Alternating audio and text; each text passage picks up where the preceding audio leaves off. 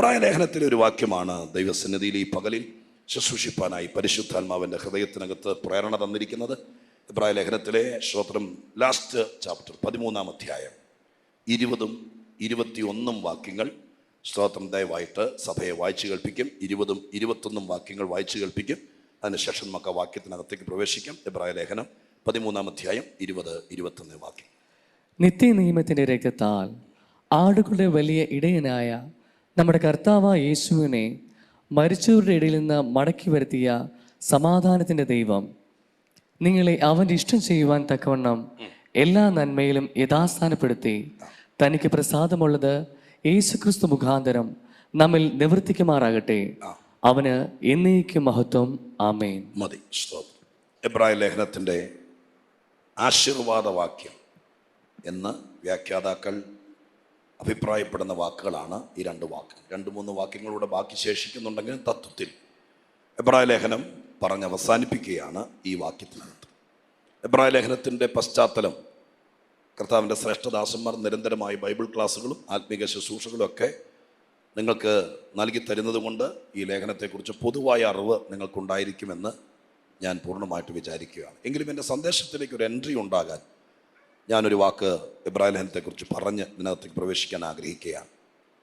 ആദിമ നൂറ്റാണ്ടിൽ യഹൂദ പശ്ചാത്തലത്തിൽ നിന്ന് എബ്രായ ക്രിസ്ത്യാനികൾ എന്ന് വിളിക്കപ്പെടുന്ന യഹൂദന്മാരുടെ ഇടയിൽ നിന്ന് വളരെ കഷ്ടതകൾ സഹിച്ച്, വളരെ പീഡനങ്ങൾ സഹിച്ച്, സമ്പത്തുക്കളുടെ അപഹാരം പോലും സഹിച്ച് കർത്താവിന് വേണ്ടി നിലകൊണ്ട, ഒരർത്ഥത്തിൽ പുറത്തു വരാതെ ഉള്ളറകളിൽ, ഇരുളടഞ്ഞ സ്ഥലങ്ങളിൽ, അണ്ടർഗ്രൗണ്ടുകളിലൊക്കെ ദൈവത്തെ ആരാധിച്ച് അങ്ങനെ ദൈവത്തിന് വേണ്ടി നിലകൊണ്ട ആദിമ നൂറ്റാണ്ടിലെ ആദിമ കാലഘട്ടത്തിലെ ഒരു കൂട്ടം ആളുകൾ, അവരുടെ വിശ്വാസത്തിന് ഏകദേശം ഇപ്പോൾ ഈ ലേഖനം എഴുതുമ്പോൾ വ്യാഖ്യാതാക്കൾ പറയുന്ന ഈ സഭ ഉണ്ടായതിനു ശേഷം 30 വർഷത്തെ പഴക്കം, 30 വർഷങ്ങൾക്ക് ശേഷമാണ് ഈ ലേഖനം എബ്രായ യഹൂദ ക്രിസ്ത്യാനികൾക്കായിട്ട് എഴുതുന്നതെന്ന് പറയുന്നു.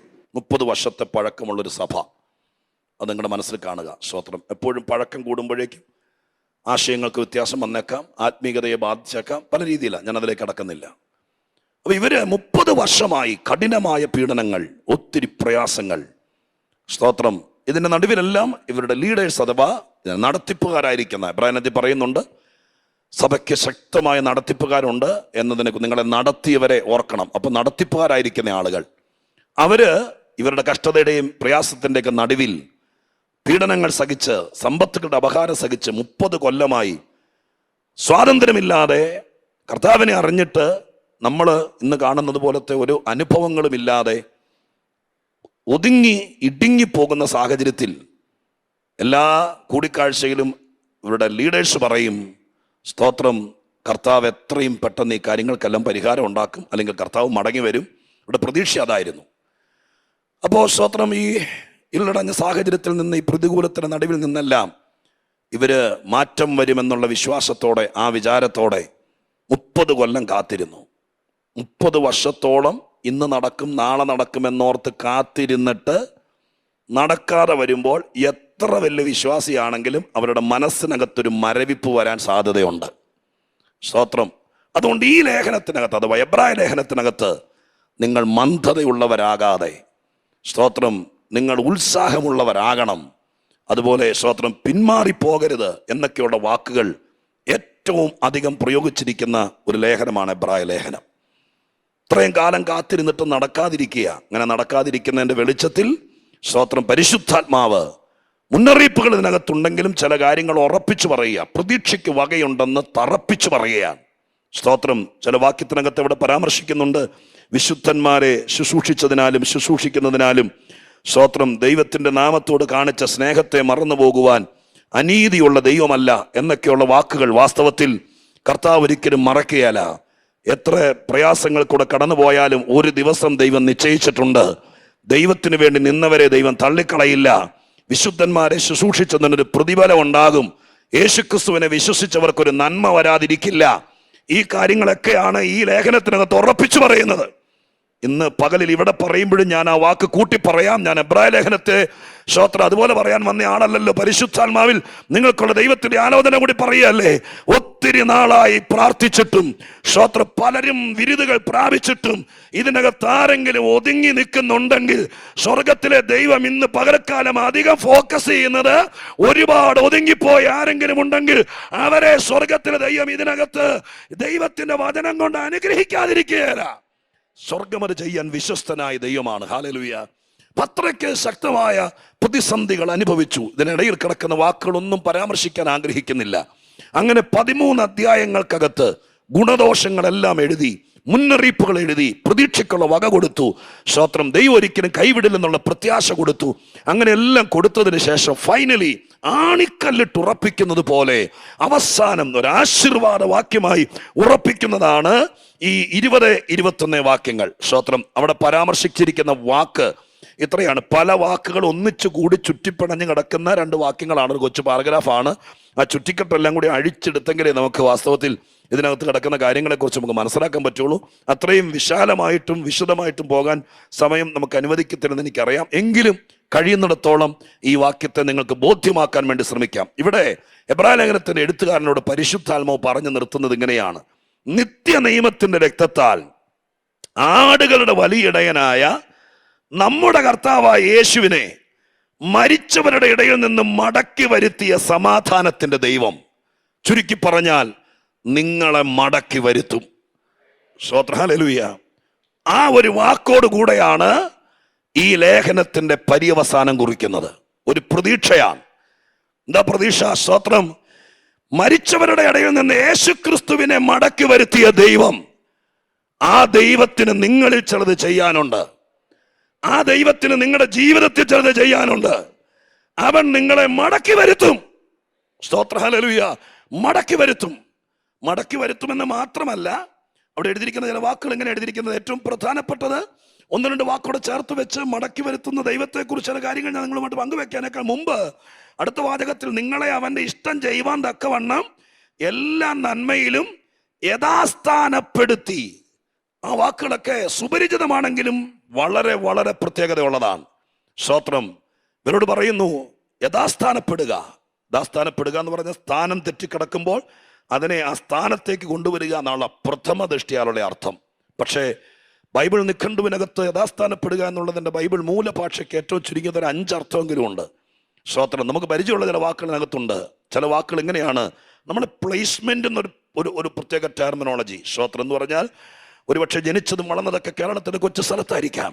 സ്തോത്രം. പക്ഷെ ദൈവമായ കർത്താവ് നിന്നെ മാനിക്കാൻ, ഉയർത്താൻ ആഗ്രഹിക്കുമ്പോൾ ചിലപ്പോൾ അവിടെ നിന്ന് പൊക്കിക്കൊണ്ട് വന്ന് മറ്റൊരു സ്ഥലത്ത് നിന്നെ സ്ഥാപിക്കും. സ്തോത്രം. അങ്ങനെ വേദപുസ്തകത്തിനകത്ത് യോസേപ്പിനെ, സ്തോത്രം, അതുപോലെ തന്നെ എസ്തേറിനെ, രൂത്തിനെ, യാക്കോബിനെ, എത്രയോ ആളുകളെ സർവശക്തനായ ദൈവം അവർ നിന്ന സ്ഥലത്ത്, അവരുടെ ജന്മനാട്ടില്, ജനിച്ച വീട്ടില് പൊങ്ങി വരാൻ കഴിയാത്ത സാഹചര്യം വന്നപ്പോൾ എൻ്റെ ദൈവം അവരെ അവിടെ നിന്ന് പറിച്ചെടുത്ത് സ്വർഗത്തിലെ ദൈവം ചില സ്ഥാനത്ത് കൊണ്ട് നട്ടുകഴിഞ്ഞപ്പോൾ പിന്നെ അവരെ മുൻപ് കണ്ടവർ ആശ്ചര്യപ്പെടുമാറ് അത്രയ്ക്ക് നിലവാരത്തിന് മാറ്റം വരുത്താൻ സ്വർഗത്തിലെ ദൈവത്തിന് കഴിഞ്ഞെങ്കിൽ ക്ഷീണിച്ചിരിക്കുന്ന, നിരാശപ്പെട്ടിരിക്കുന്ന, ഭാരപ്പെട്ടിരിക്കുന്ന എബ്രായ ക്രിസ്ത്യാനികളോട് പരിശുദ്ധാത്മാവ് എഴുതിയത് ഇങ്ങനെയാണ്: ആ ദൈവം തന്നെ നിങ്ങളെയും യഥാസ്ഥാനപ്പെടുത്തുമെന്ന് പറഞ്ഞാൽ നിങ്ങളെ പ്ലേസ്മെന്റ് ചെയ്യും. ഒരു പ്രത്യേക സ്ഥാനത്തേക്ക്, ഒരു പ്രത്യേക പദവിയിലേക്ക് സർവശക്തനായ ദൈവം നമ്മളെ കുറിച്ചെല്ലാം പ്രീ പ്ലാൻ ഉള്ളവനാണ്. സ്തോത്രം. ഹല്ലേലൂയ. നീ എവിടെ ആയിരിക്കണം, നീ എവിടെ വളരണം, ആരുടെ കൂടെ ആയിരിക്കണം. സ്തോത്രം. പ്രാർത്ഥിക്കുന്ന അമ്മമാരോടും അപ്പന്മാരോടും പറയാം, നിങ്ങളുടെ സന്തതി എവിടെ ആയിരിക്കണം, അവരാരുടെ കൂടെ ആയിരിക്കണം, അവരേത് വീട്ടിലായിരിക്കണം. ഇതെല്ലാം സ്തോത്രം നമ്മൾ വിചാരിക്കുന്നതിനേക്കാൾ അപ്പുറമായി വിചാരിച്ചു വെച്ചിരിക്കുന്ന ഒരു ദൈവമുണ്ട്. ഈ പകൽക്കാലം നിങ്ങൾ അതിര് കടന്ന് വിശ്വസിച്ചാൽ നിങ്ങളുടെ കുടുംബത്തിൽ ചിലരെ സ്വർഗത്തിലെ ദൈവം, അതേ വാക്ക് തന്നെ ഞാൻ പറയാം, സ്തോത്രം, ദൈവം ആഗ്രഹിച്ച സ്ഥാനത്തേക്ക് പ്ലേസ്മെന്റ് ചെയ്യാൻ യഥാസ്ഥാനപ്പെടുത്താൻ സ്വർഗസ്ഥനായ ദൈവത്തിന് കഴിയുമെന്ന് ഈ പകലത്തെ ശുശ്രൂഷയിൽ ഈ വചനം ഞാൻ വലിച്ചെടുത്തൊരു ദൂത് പറയുമ്പോൾ എത്ര പേര് ദൈവസ്ഥനെ വിശ്വസിക്കുന്നുണ്ട്? ചിലരെ ദൈവമായ കർത്താവ് ആക്കി വെക്കേണ്ടിടത്തേക്ക്, നിന്നെ ഉയർത്തേണ്ടിടത്തേക്ക്, നിന്നെ എത്തിക്കേണ്ടിടത്തേക്ക്, നിന്നെ നിലനിർത്തേണ്ടിടത്തേക്ക് സ്വർഗത്തിലെ ദൈവം കൊണ്ടുപോയി നിർത്താൻ വിശ്വസ്തനാണെന്ന് ആത്മാവിൽ വിശ്വസിക്കുന്നവരെല്ലാരും കൂടെ അതെന്റെ ജീവിതത്തിൽ ഈ പ്രാവശ്യത്തെ ഫാസ്റ്റിംഗ് നിമിത്തം സംഭവിക്കണമെന്ന് ആത്മാവിൽ പ്രതികരിക്കാൻ, ദൈവത്തിന്റെ കൃപ അനുഭവിക്കാൻ മനസ്സുള്ള ദൈവമക്കൾ ഒരുമിച്ച് ദൈവത്തോട് പ്രാർത്ഥിക്കുക. കർത്താവേ, ദൈവമേ, യേശുവിന്റെ നാമത്തിൽ ഹല്ലേലൂയ. കർത്താവിന്റെ നാമത്തിൽ ഞാൻ പറയാം, സ്വോത്രം നഴ്സറിയിൽ, അഗ്രികൾച്ചർ നഴ്സറിയിൽ പൊളിത്തീൻ കവറിനകത്ത്, ചെറിയ ചെടിച്ചട്ടിക്കകത്ത് പാകി നിർത്തിയിരിക്കുന്ന പ്ലാവ്, സ്വോത്രം മാവ്, പന, ഇതൊക്കെ നിങ്ങൾ കണ്ടിട്ടില്ലേ? സ്വോത്ര ഹല്ലേലൂയ. ചെറിയ പോളിത്തീൻ കവറിനകത്ത് അഗ്രികൾച്ചർ നഴ്സറി കാണും, ചെറിയ പോട്ടിനകത്ത്, ചെറിയ പാത്രത്തിനകത്ത്. ആ കച്ചവടക്കാരൻ ഹല്ലേലൂയ അതവിടെ സൂക്ഷ്മതയോടെ ആരെങ്കിലും വന്ന് വാങ്ങിക്കാൻ വേണ്ടി ഇരിക്കുക. അത് അതിനകത്തിരിക്കുന്നിടത്തോളം കാലം എത്ര വെള്ളം ഒഴിച്ചാലും എത്ര വളമിട്ടാലും അതിന്റെ വളർച്ചയ്ക്ക് പരിമിതിയുണ്ട്. സ്വർഗത്തിലെ ദൈവത്തിന്റെ നാമത്തിൽ പറയാം, അതിനെ ഒരാൾ വാങ്ങിച്ച് ഒരു തോട്ടത്തിലേക്ക് നടുകയാണെങ്കിൽ അതിനെ സൃഷ്ടിച്ചത് എന്തിനാണോ, അതിന്റെ പേരെന്താണോ, അതിന് തക്കവണ്ണമുള്ള ഫലം കാണാൻ. എത്ര പേർ ആഗ്രഹിക്കുന്നുണ്ട്? ഫലത്തിലൂടെ, എന്റെ പേരിലൂടെയല്ല, കർത്താവേ, എന്നിൽ ഉളവാകുന്ന ഫലത്തിലൂടെ ആ കാര്യം തെളിയണമെന്ന് ആഗ്രഹിക്കുന്ന ശുശ്രൂഷകന്മാരുണ്ടെങ്കിൽ, കൃപാവരം ആഗ്രഹിക്കുന്നവരുണ്ടെങ്കിൽ, ദൈവത്തിന്റെ ശക്തിയെ പ്രതീക്ഷിക്കുന്നവരുണ്ടെങ്കിൽ, ദൈവത്തിന്റെ പരിശുദ്ധാത്മാവ് ഇന്ന് പകൽക്കാലം നിന്നെ ഒരു വലിയ സ്ഥാനത്തേക്ക്, യഥാസ്ഥാനം. Glory to Jesus, hallelujah. സ്തോത്രം. യഥാസ്ഥാനത്തിലേക്ക് കൊണ്ടുവരിക. ഒരു ഓർത്തോപീഡിക് ടെർമിനോളജിയാണ് ഈ സ്ഥാനം തെറ്റിപ്പോകുക എന്ന് പറയുന്നിടത്ത് സാധാരണ ഉപയോഗിക്കാറുള്ളത്. കാറ്റാറ്റിസോ എന്ന് പറയുന്ന ഒരു വാക്കാണ് ഡിസ്ലൊക്കേറ്റഡ് എന്ന് ഇംഗ്ലീഷ് പറയും. സ്തോത്രം. നമ്മുടെ ഒന്ന് വീണ് കൈ എവിടെയെങ്കിലും കുത്തി, സ്തോത്രം, ജോയിൻസിനൊക്കെ എന്തെങ്കിലും പ്രശ്നമുണ്ടെങ്കിൽ, മെഡിക്കൽ ഡോക്ടർമാരുണ്ടെങ്കിൽ എക്സ്റേ എടുത്തു കഴിയുമ്പോൾ സ്തോത്രം നോക്കുമ്പോൾ അവർ പറയും അസ്ഥി ഡിസ്ലൊക്കേറ്റഡ് ആണ്. സ്തോത്രം എന്ന് പറഞ്ഞ് അങ്ങനെ കണ്ടാൽ അതിനെ നേരെ പിടിച്ചു വെച്ച് ബാൻഡ് ചെയ്ത് നേരെയാക്കുന്ന ഒരു പ്രവണതയുണ്ട്. സ്തോത്രം. ഈ ലേഖനം അവസാനിക്കുമ്പോൾ അവരോട് പറയുന്നത് ഇട്ടിട്ട് പോകുമെന്നല്ല, ദൈവം നിന്നെ മറക്കുമെന്നല്ല, നിന്നെ നേരെ പിടിച്ചു വെച്ച് കെട്ടിവെച്ച് ദൈവമായ കർത്താവ് നേരെ വളർത്തും. നിങ്ങളുടെ വീട്ടിൽ ആരെങ്കിലുമൊക്കെ നിങ്ങൾ അങ്ങനെ പ്രതീക്ഷിക്കുന്നുണ്ടെങ്കിൽ അവരുടെ പേര് പറഞ്ഞ് സ്തോത്രം ചെയ്യ്. അവരെ ഹല്ലേലൂയ ആയിരിക്കുന്ന സ്ഥാനത്ത് നിന്ന് സ്വർഗത്തിലെ സഭയിലേക്ക് ദൈവം ഹല്ലേലൂയ ഡിസ്ലൊക്കേറ്റായി കിടക്കുന്ന ചിലരെ യഥാസ്ഥാനത്തേക്ക് കൊണ്ടുവരട്ടെ.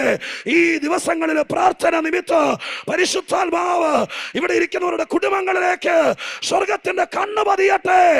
എത്ര പ്രാർത്ഥിച്ചിട്ടും എത്ര കരഞ്ഞിട്ടും 20 കൊല്ലമായി സ്തോത്രം യാതൊരു മറുപടിയും ഇല്ലാതെ, പ്രതീക്ഷയ്ക്ക് വകയില്ലാതെ ഒറ്റപ്പെട്ടു വന്നിരിക്കുന്ന ആരെങ്കിലും ഉണ്ടെങ്കിൽ അവരിത് വിശ്വസിക്കാൻ തയ്യാറായാൽ ഈ വർഷത്തെ ഈ ഉപവാസ പ്രാർത്ഥനയിൽ പരിശുദ്ധാത്മാവ് ചിലരെ സ്ഥാനത്തേക്ക്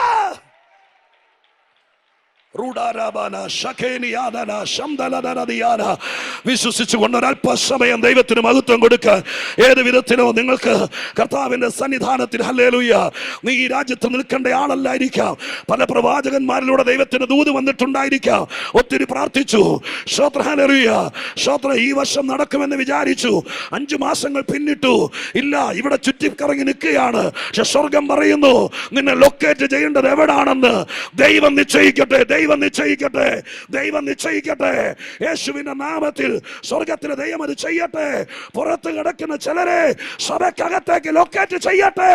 യേശുവിന്റെ നാമത്തിൽ ഈ സഭയുടെ അതിരുകൾ എവിടെ വരെ എനിക്കറിയില്ല, അതൊക്കെ ഇന്നും കൂട്ടിപ്പിടിച്ച എല്ലാ ദൈവദാസന്മാരും ആത്മാവിൽ പ്രാർത്ഥിക്ക്. ഒരുപാട് കയറി ഇറങ്ങിയിട്ട് ശ്രോത്രദാസ്ഥാനപ്പെടാത്ത ചിലതിനെ പരിശുദ്ധാത്മാവ് ഈ വാക്യത്തിലൂടെ കർത്താവിനെ സ്വത്രം മടക്കി വരുത്തിയ ദൈവം, ആ ദൈവത്തെയാണ് എനിക്ക് പ്രസംഗിക്കാനുള്ളത്. ഇന്ന് രാത്രി, ഇന്ന് പകൽക്കാലം യേശുവിന്റെ നാമത്തിൽ എനിക്ക് എബ്രായ ലേഖനമല്ല പ്രസംഗിക്കാനുള്ളത്, എബ്രായ ലേഖനത്തിന്റെ എഴുത്തുകളല്ല പ്രസംഗിക്കാനുള്ളത്, എനിക്ക് എന്റെ ദൈവത്തെയാണ് പ്രസംഗിക്കാനുള്ളത്. ആ ദൈവത്തിന് ചിലത് ചെയ്യാൻ കഴിയുമെന്ന് പ്രാർത്ഥിക്കുമ്പോൾ സ്വർഗം എന്നോട് പറഞ്ഞയച്ചത്, ഞാൻ ആത്മാവിൽ ഹല്ലേലൂയ എന്റെ ശക്തിയും ബലവും മുഴുവൻ എടുത്തോണ്ട് നിങ്ങൾക്ക് വേണ്ടി വിളിച്ചു പറയുകയാണ്, ചിലതിനെ ദൈവം ആക്കി വെക്കേണ്ടിടത്തേക്ക് ആക്കി വെക്കും. ഹല്ലേലൂയ. കർത്താവ് അത് ചെയ്യും.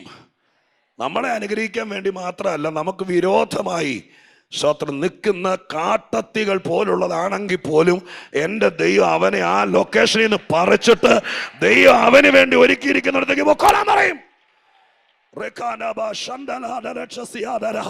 വിശ്വസിച്ചുകൊണ്ട്, കർത്താവേ, യേശുവിന്റെ നാമത്തിൽ നിന്റെ സന്തോഷം കെടുത്താൻ നീ മാത്രം അനുഭവിക്കേണ്ട, ഞാൻ വെളിപ്പാടുകളിലൂടെ കാര്യം പറയുന്നു, നീ മാത്രം അനുഭവിക്കേണ്ട ജീവിതത്തിലെ ചില പ്രത്യേക കാര്യങ്ങൾ, അത് സ്തോത്ര ഹല്ലേലൂയ ഇടയ്ക്ക് നിന്ന് ചോർത്തിക്കൊണ്ട് പോകുന്നത് പോലെ, കാട്ടത്തി പോലെ നിൽക്കുന്ന ചിലതിനെ സ്വർഗത്തിലെ ദൈവത്തിന്റെ ആത്മാവ് അവിടെ നിന്ന് പറിച്ച്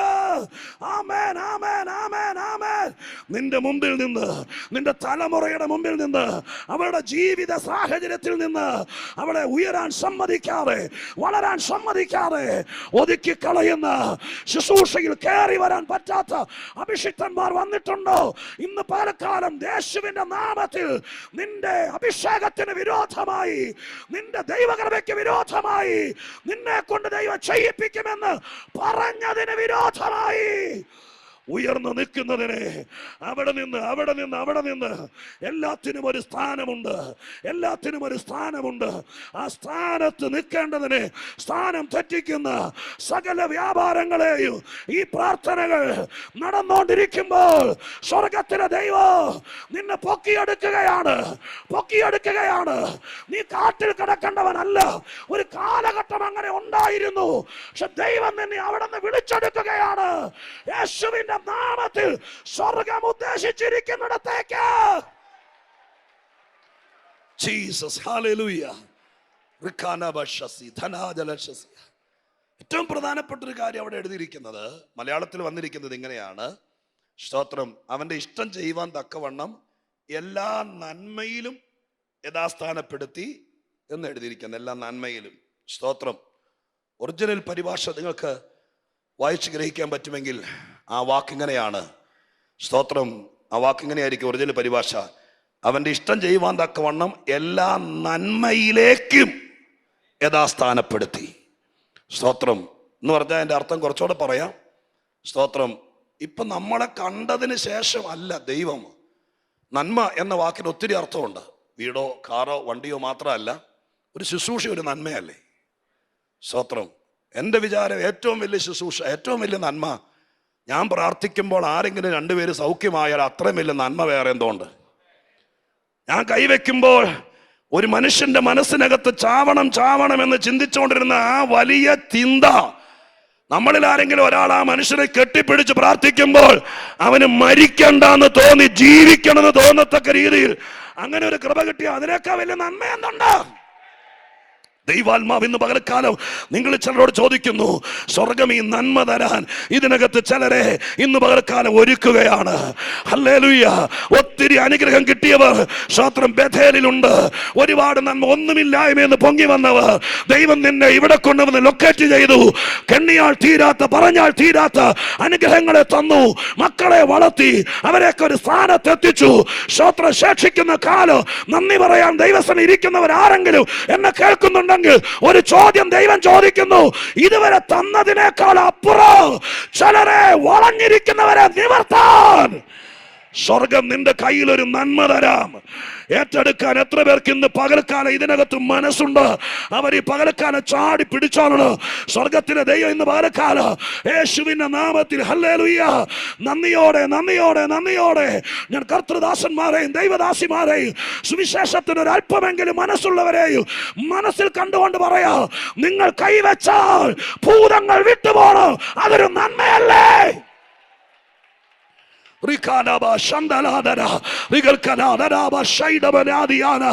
യേശുവിന്റെ നാമത്തിൽ കർത്താവിന്റെ ആത്മാവ് അത് ചെയ്യാൻ പോകുകയാ. യേശുവിൻ നാമത്തിൽ ഏറ്റവും വലിയ നന്മ നമുക്ക് ഈ പട്ടണത്തിൽ ഒരു ഫ്ലാറ്റ് കിട്ടിയതല്ല. ഏറ്റവും വലിയ നന്മ സ്വത്രം നമ്മളെ 2 മക്കൾ 2 രാജ്യത്തെത്തിയതല്ല. അതെല്ലാം നന്മ തന്നെ. പക്ഷേ ഇന്നിവിടെ വെളിപ്പെടുന്നത് അതിനേക്കാൾ വലിയൊരു നന്മയുണ്ട്. ആ നന്മയ്ക്കായി കാത്തിരിക്കുന്ന ചിലർ ഇതിനകത്തുണ്ട്. അല്ലെങ്കിൽ ദൂത് കറങ്ങിച്ചിട്ട് ഇങ്ങനെ വരികയല്ല. സ്തോത്ര ഹല്ലേലൂയ. ഞാൻ ദൈവത്തെയാണ് പ്രസംഗിക്കാൻ നിൽക്കുന്നത്, അവിടേക്കാണ് നീ കയറേണ്ടത്. പക്ഷേ സ്തോത്ര ഹല്ലേലൂയ, എവിടെയൊക്കെയോ ദൈവത്തിൻ്റെ ആത്മാവ് കറങ്ങി നിൽക്കുന്നുണ്ട്. കർത്താവിൻ്റെ ആത്മാവ് പറയുന്നു, ഈ പ്രാർത്ഥന കഴിയുമ്പോൾ അങ്ങനെ ഒരു നന്മ ഇതിനകത്ത് 1 or 2 പേർക്കല്ല, നീ വിളിച്ചാൽ ചിലർ വരും, നീ തൊട്ടാ ചിലർ വീഴും, നീ പറഞ്ഞാ ചിലർ കേൾക്കും. അതൊരു നന്മയല്ലേ? അതങ്ങനെ തന്നെ ഏറ്റെടുക്കാൻ ഇന്ന് പകരക്കാല സഭ തയ്യാറായാൽ ഞാൻ വിശ്വസിച്ചുകൊണ്ട് പറയാ, വേറൊരു രീതിയിലെ ചലനവും മൂവ്മെന്റും അങ്ങനെ ഇവിടെ ഇരിക്കുന്ന ദൈവമക്കളിലൂടെ, സാധാരണക്കാരിയായ അമ്മമാരിലൂടെ, സാധാരണക്കാരികളായ സഹോദരങ്ങളിലൂടെ സ്വർഗത്തിലെ ദൈവം ആ നന്മയുടെ വലിപ്പം ദൈവം വെളിപ്പെടുത്താനിടയാകും. ഹല്ലേലൂയ, ഗ്ലോറി ടു ജീസസ്. ദൈവം ആ വാക്കിനകത്ത് പറഞ്ഞിരിക്കുന്നത്, സ്തോത്രം, നീ യഥാസ്ഥാനപ്പെടുമ്പോൾ പിന്നെ നിനക്ക് നന്മ അന്നേരം നീ വന്നെന്ന് ഓർത്തുകൊണ്ട് പെട്ടെന്ന് കലക്കി കുത്തി എന്തെങ്കിലും തരികയല്ല. നിനക്ക് ദൈവം കരുതി വെച്ചിരിക്കുന്നിടത്തുനിന്ന് നീ അകന്നു പോകും. അപ്പൊ ദൈവം ചെയ്യുന്ന പരിപാടി അതിലേക്ക് നിന്നെ തിരിച്ചു പിടിക്കുക. ഈ ഉപവാസ പ്രാർത്ഥനയിലും ഇത്രയും ദിവസം ചെയ്തുകൊണ്ടിരുന്നത്, കർത്താവ് നിങ്ങളിവിടെ വന്നു, വയറൊട്ടിയിരിക്കുന്ന കണ്ടു, കവളൊട്ടിയിരിക്കുന്ന കണ്ടു, കണ്ണീരോടെ ഇരിക്കുന്ന കണ്ടപ്പോൾ അന്നേരം ചപ്പാത്തിക്ക് കുഴയ്ക്കുന്ന പോലെ കുഴയ്ക്കാൻ തുടങ്ങിയതല്ല. സ്തോത്രം, മനസ്സിലായോ? എവിടെയോ നിനക്ക് വേണ്ടി നീ വരുമെന്ന് പ്രതീക്ഷിച്ച് ദൈവം കരുതി വെച്ച നന്മയുണ്ട്. ആ നന്മയിലേക്ക് നിന്നെ ലൊക്കേറ്റ് ചെയ്യാനാണ് ദൈവാത്മാവ് ഇന്ന് പകൽക്കാലം എന്റെ ഹൃദയത്തിനകത്ത് ഈ വാക്ക് സ്വർഗം എന്റെ ഉള്ളിൽ തരുന്നത്. എവിടെയോ ഉണ്ട് സിസ്റ്റർ, എവിടെയോ ഉണ്ട്. അതെവിടാന്ന് നിനക്കറിയില്ല, പക്ഷെ ദൈവത്തിനറിയാം.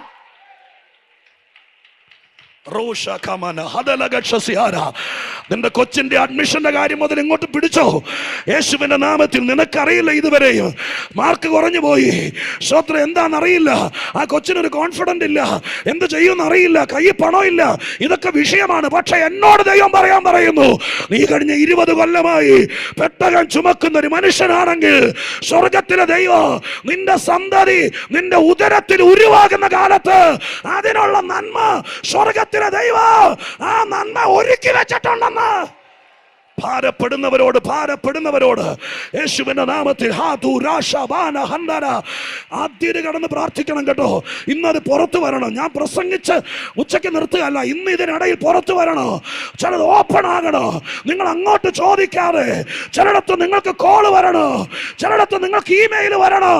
ഇന്ന് ഈ പ്രാർത്ഥന ഈ ഞായറാഴ്ച തീരുന്നതിന് മുമ്പ് ലൊക്കേഷൻ, ഞാൻ ആ വാക്കാണ് ഇന്ന് അധികം ഉപയോഗിക്കുന്നത് പാസ്റ്ററെ. ലൊക്കേഷൻ, എവിടെയോ നിനക്ക് വേണ്ടി ഒരു ലൊക്കേഷൻ ഉണ്ട്.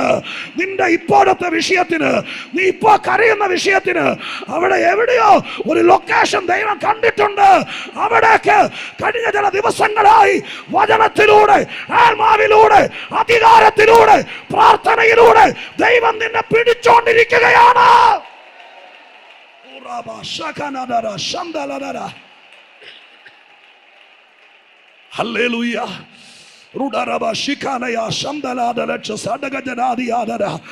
യേശുവിന്റെ നാമത്തിൽ അങ്ങനെ സംഭവിക്കട്ടെ. ഞാൻ അതിനു വേണ്ടി ആത്മാവിൽ പ്രാർത്ഥിക്കുന്നു. ഹല്ലേലൂയ. ഒരുക്കി വെച്ചിട്ട് അവിടേക്ക് കൊണ്ടുപോകുന്ന ദൈവം. ഉൽപ്പത്തി പുസ്തകം മുതൽ നമ്മളതല്ലേ കാണുന്നേ. ഹല്ലേലൂയ. ഒരുക്കി വെച്ചിട്ട് അവിടേക്ക് കൊണ്ടുപോകുന്ന ദൈവം, ആ ദൈവം വിശ്വസ്തനായ ദൈവമാണ്. ഹല്ലേലൂയ. കർത്താവ് ചില കാര്യങ്ങളെല്ലാം തയ്യാറാക്കി വെച്ചു. അവിടേക്ക് കൊണ്ടുപോവുകയാണ്. ഞാൻ ഉൽപ്പത്തിയിൽ തൊടുമ്പോൾ ദൈവം എന്നോട്, എൻ്റെ മനസ്സിൻ്റെ ഉള്ളിൽ കിടക്കുന്നതാണെങ്കിൽ ഒരു ചിന്ത ദൈവം എന്നോട് പറയുന്നു. കർത്താവിൻ്റെ ആത്മാവ് ഇതിനകത്ത് പ്രാവിൻ കൂട്ടം ഇറങ്ങി വരുന്നത് പോലെ ഇറങ്ങി വരണം. ദൈവത്തിന് സ്തോത്രം ചെയ്യുന്നു. കർത്താവേ, ദൈവത്തിന്റെ ആത്മാവിന്റെ ശക്തി നമ്മുടെ മധ്യത്തിൽ വ്യാപരിക്കട്ടെ. ഹല്ലേലൂയ, സ്തോത്രം ചെയ്യുന്നു. ഹല്ലേലൂയ. അപ്പോസ്തല പ്രവൃത്തി നമ്മൾ വായിക്കുന്ന ഓരോരുത്തരുടെ മേൽ പതിഞ്ഞു എന്ന. ഇന്ന് പകൽക്കാലം ഇതിനകത്തിരിക്കുന്ന ഒരാളുടെ മേലല്ല, ഓരോരുത്തരുടെ മേൽ. ഓ സ്തോത്രം. അതിൽ നിന്ന് നീ ഒഴിഞ്ഞു മാറരുത്, പുറകോട്ട് വലിയരുത്. സ്തോത്രം. ഹല്ലേലൂയ. യേശുവിന്റെ നാമത്തിൽ ഇന്ന് ഉച്ചയ്ക്കുള്ളിൽ ഓരോരുത്തരുടെ മേൽ പതിയുന്ന ഈ അനുഗ്രഹീത സുദിനത്തിൽ നീ ഇതിനകത്തുനിന്ന് മാറി നിൽക്കരുത്, മാറി നിൽക്കരുത്. ആമേൻ. ഓറികാമാന സന്ധാരാജ ദിഗനാദാര സന്ദലരാജ റികൽ കൗഡ രവാന ശരണ റിക കാമാനായ ശാരാ ധാരാ ദാനബ സന്ദന ദലാക്ഷനാദിയാദ. ഹല്ലേലൂയ, ഹല്ലേലൂയ, ഹല്ലേലൂയ, ഹല്ലേലൂയ, ഹല്ലേലൂയ, ഹല്ലേലൂയ, ഹല്ലേലൂയ, ഹല്ലേലൂയ. ഉഡാബാരബ സന്ദനാരഗച്ഛസിയ. ഉൽപ്പത്തി പുസ്തകത്തിലേക്ക് ഇന്ന് ജസ്റ്റ് തൊട്ടപ്പോൾ എൻ്റെ ഹൃദയത്തിലേക്ക് ദൈവം കൊണ്ടിട്ട് ഒരു ആത്മീക ചിന്ത പറഞ്ഞ് വേഗം തിരിച്ചു വരാം. ആദാമിനെ ദൈവമായ കർത്താവ് സൃഷ്ടിച്ചു. സ്തോത്രം. അത് കഴിഞ്ഞിട്ട് അവിടെ 2-ന്റെ സ്തോത്രം 8-ാമത്തെ വാക്യത്തിൽ എഴുതിയിരിക്കുന്നു, അനന്തരം യഹോവയായ ദൈവം കിഴക്കേദനിൽ ഒരു തോട്ടമുണ്ടാക്കി. 2-ന്റെ 8 ഞാൻ വായിക്കുന്ന ഉൽപ്പത്തി. താൻ സൃഷ്ടിച്ച മനുഷ്യനെ അവിടെ ആക്കി. കാൺമാൻ ഭംഗിയുള്ളതും തിന്മാൻ നല്ല ഫലമുള്ളതുമായ ഓരോ വൃക്ഷങ്ങളും തോട്ടത്തിൻ്റെ നടുവിൽ ജീവവൃക്ഷവും നന്മ തിന്മകളെക്കുറിച്ചുള്ള അറിവിൻ്റെ വൃക്ഷവും യഹോവയായ ദൈവം നിലത്ത് നിന്നും മുളപ്പിച്ചു. സ്തോത്രം. വായിച്ചപ്പോൾ നമുക്കൊന്നും തോന്നിയില്ല. പക്ഷെ ആ വാക്കിനെ ഒന്നുകൂടെ പെട്ടെന്ന് പരിശുദ്ധാത്മാവ് ആ വാക്യത്തെ, ഞാൻ ആ ഉൽപ്പത്തി ആദാമിനെ ഒന്ന് ഓർത്തു പോയപ്പോൾ എൻ്റെ ഹൃദയത്തിലേക്ക് കൊണ്ടിട്ട കാര്യം പറയാം. സ്തോത്രം. ആ വാക്യത്തിൽ കണ്ടോ, ദൈവം ആദാമിനെ സൃഷ്ടിച്ചു. ആദാമിൻ്റെ മൂക്കിലേക്ക് ശ്വാസമൂതി ജീവനുള്ള ദേഹിയായി തീർന്നു. സ്തോത്രം. എഴുന്നേറ്റ് നിന്നു, കിഴക്കൊരു തോട്ടമുണ്ടാക്കി അവിടെ കൊണ്ടുവന്നാക്കുക. അവിടെ കൊണ്ടുവന്നാക്കുമ്പോൾ ആ തോട്ടത്തിനകത്ത് നിങ്ങൾ ശ്രദ്ധിച്ചേ, അവിടെ എഴുതിയിരിക്കുന്ന ഒരു തോട്ടമുണ്ടാക്കി. താൻ സൃഷ്ടിച്ച മനുഷ്യനെ അവിടെയാക്കി. കാൺമാൻ ഭംഗിയുള്ളതും തിന്മാൻ നല്ല ഫലമുള്ളതായ ഒരു വൃക്ഷമല്ല, ഓരോ വൃക്ഷങ്ങളും. പിന്നെ തോട്ടത്തിൻ്റെ നടുവിൽ ജീവവൃക്ഷവും നന്മതിന്മകളെക്കുറിച്ചുള്ള അറിവിൻ്റെ വൃക്ഷവും. നിങ്ങൾ ശ്രദ്ധിച്ച വായിച്ചെങ്കിൽ അവിടെ 3 കാറ്റഗറിയിലെ വൃക്ഷങ്ങൾ. ഒന്ന്, സ്തോത്രം, തിന്നാൻ കാൺമാൻ ഭംഗിയുള്ളതും തിന്മാൻ നല്ല ഫലമുള്ളതുമായ ഓരോ വൃക്ഷങ്ങളും. വെറൈറ്റിയാണ്, എത്ര എണ്ണമെന്ന് അറിയില്ല. അത് കഴിഞ്ഞിട്ട് തോട്ടത്തിൻ്റെ നടുവിൽ ജീവവൃക്ഷം, അത് കഴിഞ്ഞിട്ട് നന്മതിന്മകളെക്കുറിച്ചുള്ള വിഷയം. അപ്പം നന്മതിന്മകളെക്കുറിച്ചുള്ള വൃക്ഷവും ജീവന്റെ വൃക്ഷവും നമുക്കറിയാം. പക്ഷെ അതിൻ്റെ മുകളിൽ പറഞ്ഞിരിക്കുന്നു, ആദാമിനെ ആ തോട്ടത്തിൽ കൊണ്ടാക്കിയപ്പോൾ ദൈവം ആ തോട്ടത്തിൽ നിന്നുകൊണ്ട് പറഞ്ഞു, ഈ തോട്ടത്തിനകത്ത് ഭംഗിയുള്ള ചില വൃക്ഷങ്ങൾ മുളച്ചു വരട്ടെ, കാണാൻ കൊള്ളാവുന്നതും തിന്മാൻ, സ്തോത്രം, തിന്നാൻ നല്ല ഫലമുള്ളതുമായത്. നിങ്ങൾ ഓർത്തേ, വേദപുസ്തകം പഠിക്കുമ്പോൾ ഉൽപ്പത്തി പുസ്തകത്തിനകത്ത് എൻ്റെ ചിന്തയിൽ 4-ാമത്തെ ദിവസമാണ്. സ്തോത്രം. 4-ാമത്തെ ദിവസം, സ്തോത്രം, ദൈവമായ കർത്താവ് 3-ാമത്തെ ദിവസമാണ് ദൈവം ഭൂമിയിൽ അതത് തരം വിത്തും ഫലം കായ്ക്കുന്ന വൃക്ഷങ്ങളും മുളച്ചു വരട്ടെ എന്ന് ദൈവം കൽപ്പിച്ചു. അങ്ങനെ സംഭവിച്ചു. ഈ കാണുന്ന സകലത്തെയും 3-ാം ദിവസം മുളപ്പിച്ചതാണ്. 6-ാം ദിവസം മനുഷ്യനെ ഉണ്ടാക്കിയതിന് ശേഷം ആദാമിൻ്റെ ഏദൻ തോട്ടത്തിനകത്ത് വെച്ച് ദൈവം പറഞ്ഞു, 3-ാം ദിവസം മുളയ്ക്കാതിരുന്ന ചില വൃക്ഷങ്ങൾ, കാണാൻ ഭംഗിയുള്ളതും തിന്നാൽ ഗുണമുള്ളതും ഇന്ന് മുളയ്ക്കട്ടെ എന്ന്. അതിനർത്ഥം എന്താ? നിന്നെ കണ്ടിട്ട് മുളപ്പിക്കാൻ നിർത്തിയിരിക്കുന്ന ചില വൃക്ഷമുണ്ട്. സ്തോത്രം. ഹല്ലേലൂയ. നീ സഭയ്ക്കകത്ത് വന്നിട്ട്, നീ ദൈവത്തിന്റെ കൃപയിലേക്ക് വന്നിട്ട്, നീ കർത്താവിന്റെ കൽപ്പന അനുസരിച്ചിട്ട്, നീ ജീവനുള്ള ദേഹിയായി തീർന്നിട്ട്, നീ ആത്മാവിൽ ആരാധിക്കാൻ തുടങ്ങിയിട്ട്, നീ ദൈവത്തെ വിശ്വസിക്കാൻ തുടങ്ങിയിട്ട്, എന്നിട്ട് നിനക്ക് വേണ്ടി മുളപ്പിക്കാൻ സ്വർഗം ഇട്ടിരിക്കുന്ന ചില വിത്തുകളുണ്ട്. സ്തോത്രം. ഇവിടെ കമ്പ് വെട്ടി സ്തോത്രം കുത്തി മുളപ്പിച്ച് നല്ല മുളച്ചു വരാൻ വിത്തുകൾ ഇട്ടിരുന്നു.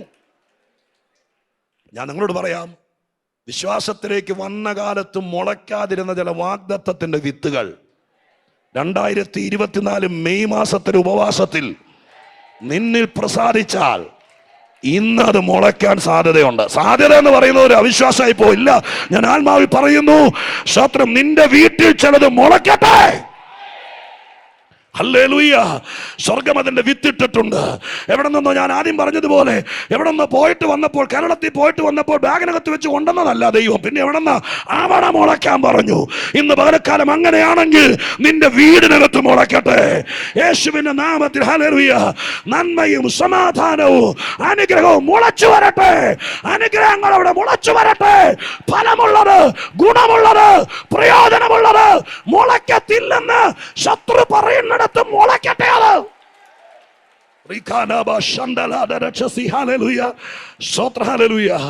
ദീർഘമായ പതിറ്റാണ്ടുകൾ ഈ മഹാനഗരത്തിൽ അശ്രാന്ത പരിശ്രമത്തോടെ ഉഴവുകാരന് ഉഴുന്നത് പോലെ ഉഴുത്, തരിശു നിലം ഉഴുത്, സ്തോത്രം, ഇത്രയും ദൈവത്തിന്റെ കൃപയാൽ ലോകത്തിന്റെ നാനാഭാഗത്തേക്ക് ഇവിടെ വന്ന് അനുഗ്രഹിക്കപ്പെട്ട് കടന്നുപോയ ജനങ്ങളും കർത്തൃദാസന്മാരും ഒരു വലിയ സംഘം തന്നെയുണ്ട്. അത് ഞാൻ നന്നായി മനസ്സിലാക്കുന്നു. എന്നിട്ട് ഇന്ന് പരിശുദ്ധാത്മാവിൽ ഒരു ചോദ്യം കൂടി ചോദിക്കുക. ബേഥേലിൽ ഇനിയും മുളയ്ക്കാൻ വിത്തുകളുണ്ട്. ഹല്ലേലൂയ. യേശുവിന്റെ നാമത്തിൽ അങ്ങനെ സംഭവിക്കട്ടെ. സ്തോത്രം ചെയ്യുന്നു. ഈ വചനമൊക്കെ, ഈ വചനത്തിന്റെ വെളിപ്പാടാണ് ഞാൻ പറയുന്നത്. ഞാൻ കർത്തൃദാസന്മാരെ പ്രസാദിപ്പിക്കാൻ വേണ്ടി പറയുന്ന ഒരു സെറ്റപ്പ് ദൂതല്ല. ആ വാക്കുകളെല്ലാം ദൈവത്തിന്റെ വചനം എന്റെ ഹൃദയത്തിൽ ഓർപ്പിക്കാൻ പറയുക. നിനക്കുള്ള വചനമാണെന്ന് തെളിഞ്ഞു വരുന്നത്. ഒരു പക്ഷേ ഇതിനകത്തിരിക്കുന്ന എല്ലാവർക്കും ആയിരിക്കില്ല. നിങ്ങൾക്കത് വേണ്ടെങ്കിൽ ഈ ഓൺലൈൻകാരത് കൊണ്ടുപോകും. സ്തോത്രം, ആർക്ക് വേണമെന്ന് അവനവൻ തീരുമാനിക്കട്ടെ. നിന്റെ ശുശ്രൂഷയിൽ മുളയ്ക്കാത്തതിലെ കൃപകൾ നീ ഒത്തിരി പ്രാവശ്യം ഉപവസിച്ച്, ഒത്തിരി പ്രാവശ്യം, ഞാൻ കുറച്ചുകൂടെ ഓപ്പൺലി പറയുന്നു, ആരും അറിയാതെ എവിടെയൊക്കെയോ പോയി ചില ദിവസങ്ങൾ പ്രാർത്ഥിച്ചും ആരാധിച്ചൊക്കെ ഇരുന്നിട്ടും മുളയ്ക്കാതിരുന്ന ദൈവത്തിന്റെ ചില നന്മകൾ, അതിന്റെ വിത്ത് കിടക്കുന്നുണ്ട്. ആദമേ, അത് മുളയ്ക്കാൻ സ്വർഗത്തിലെ ദൈവം നിന്നെ ഡിസ്ലൊക്കേറ്റ് ആക്കിയല്ല, നിന്നെ കയ്യെ പിടിച്ചു നിന്റെ ലൊക്കേഷനിലേക്ക് കൊണ്ടുവരുന്നത്. ഇന്ന് പകൽക്കാലം നിങ്ങൾ എത്ര പേര് കാണാനിടയാകും? നീ ആ ജനിച്ചിടത്ത് കിടന്നാൽ, നീ ആ മണ്ണിൽ കിടന്നാൽ ഇത് മുളയ്ക്കില്ല. നീ വരണ്ടിടത്ത് വരുമ്പോൾ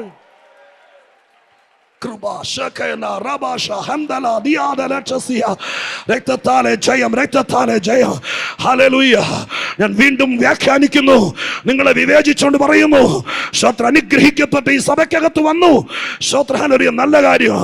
ഇപ്പോൾ സ്തോത്രം വേറെങ്ങും പോകുന്നില്ല, ആരാധിക്കാൻ വന്നു. പക്ഷെ ആത്മീകമായി ഒരു പടി കൂടി ഈ ഉപവാസത്തിന്റെ പ്രധാന ദിവസം പറയുന്നു. ആത്മീകമായി സ്വർഗത്തിലെ ദൈവം ഉദ്ദേശിച്ചിടത്തെത്തിയോ? സ്തോത്രം, ഹല്ലേലൂയ. ഒന്നോടെ ചോദിക്കുന്നു. സ്തോത്രം, നീ ദൈവത്തിന്റെ സഭയാം തോട്ടത്തിൽ വന്നു. പക്ഷെ പരിശുദ്ധാത്മാവ് നിന്നെ കുറിച്ച് ആഗ്രഹിച്ച ആ ലെവലിലേക്ക് എത്തിയോ? അവിടെ എത്തിയാൽ ഇന്ന് ചിലത് നിന്നിൽ മുളയ്ക്കാൻ പോകുക. ഹല്ലേലൂയ. മുളയ്ക്കാതെ ഇട്ടിരിക്കുന്ന വിത്തുകൾ ദൈവം മുളപ്പിച്ചു. സ്തോത്രം, ഹല്ലേലൂയ. മാത്രമോ, അവിടെ നിന്നാണ് പിന്നെ ഈ ആദാമിനെ കണ്ടോണ്ട ബാക്കിയെല്ലാം ഉണ്ടായി. സ്തോത്രം, ഹല്ലേലൂയ. ഈ ആദാമിനെയും കൊണ്ട് ഏദൻ തോട്ടത്തിൽ വരുമ്പോൾ ഈ തോട്ടം നനയ്ക്കാൻ വേണ്ടി 4 ശാഖയായി ഒഴുകിയ ഒരു നദി ഇല്ലായിരുന്നു. ഉണ്ടായിരുന്നു? അയച്ചു നോക്കിയോ? ഇല്ലായിരുന്നു. ആദാം അവിടെ വന്നതിന് ശേഷം ദൈവം പറഞ്ഞത്, തോട്ടം നനയ്ക്കാൻ നദി ഉണ്ടാകട്ടെ. സ്തോത്രം, ഹല്ലേലൂയ. തോട്ടം നനയ്ക്കാൻ വേണമെങ്കിൽ ഇവിടെ നോക്കിയോ, ആ വാക്യത്തിലേക്ക് നിങ്ങൾ സ്തോത്രം ശ്രദ്ധിച്ചോ. ഓരോ വൃക്ഷവും ഉണ്ടാകട്ടെ പറഞ്ഞു. അതുകൊണ്ട് 10-ാം വാക്യം, തോട്ടം നനപ്പാൻ ഒരു നദി ഏദനിൽ നിന്ന് പുറപ്പെട്ടു. അത് അവിടെ നിന്ന് 4 ശാഖകളായി പിരിഞ്ഞു. ഒന്നാമത്തേതിന് പീശോൻ. ഓക്കെ, താഴത്തേക്ക് നമുക്കറിയാം, സൺഡേ സ്കൂളിൽ പഠിച്ചിട്ടുള്ളതാണ്. സ്തോത്രം. അവന്റെ, ഞാൻ ഇങ്ങനെ പറയാം, ലോകത്തിലെ ആദ്യത്തെ വീടാണ് ഈ ഏദൻ തോട്ടം. ആ വീട്ടിൽ നിന്നാണ് ലോകത്തിന്റെ നാനാ ഭാഗത്തേക്ക് ദൈവം നദി ഒഴുക്കിയത്. അന്ന് വരെ, ഒന്നോടെ ചിന്തിക്കുന്നവർക്ക് വേണ്ടി പറയാം, അന്ന് വരെ ഈ ഭൂമി വെള്ളം കൊണ്ട് മൂടിക്കിടക്കുമായിരുന്നല്ലോ. 1-ാം അധ്യായത്തിനകത്ത് പാഴും ശൂന്യമായി കിടക്കുന്ന ഭൂമി വെള്ളം കൊണ്ട് എത്ര ഖനയടിയാന്നറിയില്ല. മൂടിക്കിടന്ന വെള്ളം, അതിന് നടുവിലൂടെ വിധാനമുണ്ടാക്കി മുകളിലേക്കുള്ള വെള്ളം മുകളിലേക്ക് മാറി, താഴേക്കുള്ള വെള്ളമെല്ലാം കൂടി ഒരു സ്ഥലത്തേക്ക് കൂടി അവിടെ സമുദ്രമായി. അപ്പം നമ്മുടെ വീടിൻ്റെ മുകളിൽ ടാങ്കിൽ വെള്ളം കെട്ടിക്കിടക്കുന്നത് പോലെ സ്തോത്രം, ഈ കൂടിയ വെള്ളമെല്ലാം അവിടെ കെട്ടിക്കിടക്കുന്നു, സമുദ്രം. പക്ഷേ ഒരു ഉറവ ഈ 6-ാം ദിവസം വരെ ഭൂമിയിൽ നിന്ന് പുറത്തു വന്നിട്ടില്ലായിരുന്നു. നദി ഉണ്ടാകണമെങ്കിൽ ടാങ്കിനകത്തേക്ക് വെള്ളം അടിച്ച് കയറ്റിയാൽ പോരല്ലോ, ഒരു ഉറവ ഉണ്ടാകുമ്പോഴല്ല. അങ്ങനെയല്ല, ലോകത്തിലെ ഏത് നദി അങ്ങനെയാ? ഏതെങ്കിലും മലയുടെ ചോട്ടിൽ ചെറിയൊരു ഉറവ പൊട്ടും, ആ ഉറവ ഒഴുകും, പിന്നെ പല ഉറവകൾ ഒന്നിച്ചു ചേരും, അത് തോടാകും, പിന്നെയും ഒഴുകും, വീതിയാകും, പിന്നെ അത് നദിയാകും, കടലിൽ ചേരും. അങ്ങനല്ലേ? അങ്ങനെയാണെങ്കിൽ ഇന്ന് പകരക്കാലം ഓർക്കാം, അതുവരെ ഒരു ഒഴുക്കില്ലായിരുന്നു. പക്ഷെ അന്ന് ദൈവം ഒരു ഒഴുക്ക് ആരംഭിച്ചു. യേശുവിന്റെ നാമത്തിൽ നിന്റെ ജീവിതത്തിന്റെ ഒഴുക്കുകളെ പിടിച്ചു നിർത്തിയിരിക്കുന്ന, നിന്റെ ശുശ്രൂഷയുടെ ഒഴുക്കുകളെ ഇടക്കാലം കൊണ്ട് സ്റ്റക്കാക്കിയിരിക്കുന്നത്, ഇന്ന് പകൽക്കാലം സ്വർഗത്തിലെ ആത്മാവ് ആ ലൊക്കേഷനിലേക്ക് നീ വന്നു കഴിയുമ്പോൾ നിന്റെ കാഴ്ചവട്ടിൽ നിന്ന് ശാഖകൾ പിരിഞ്ഞൊഴുകാൻ തുടങ്ങണം.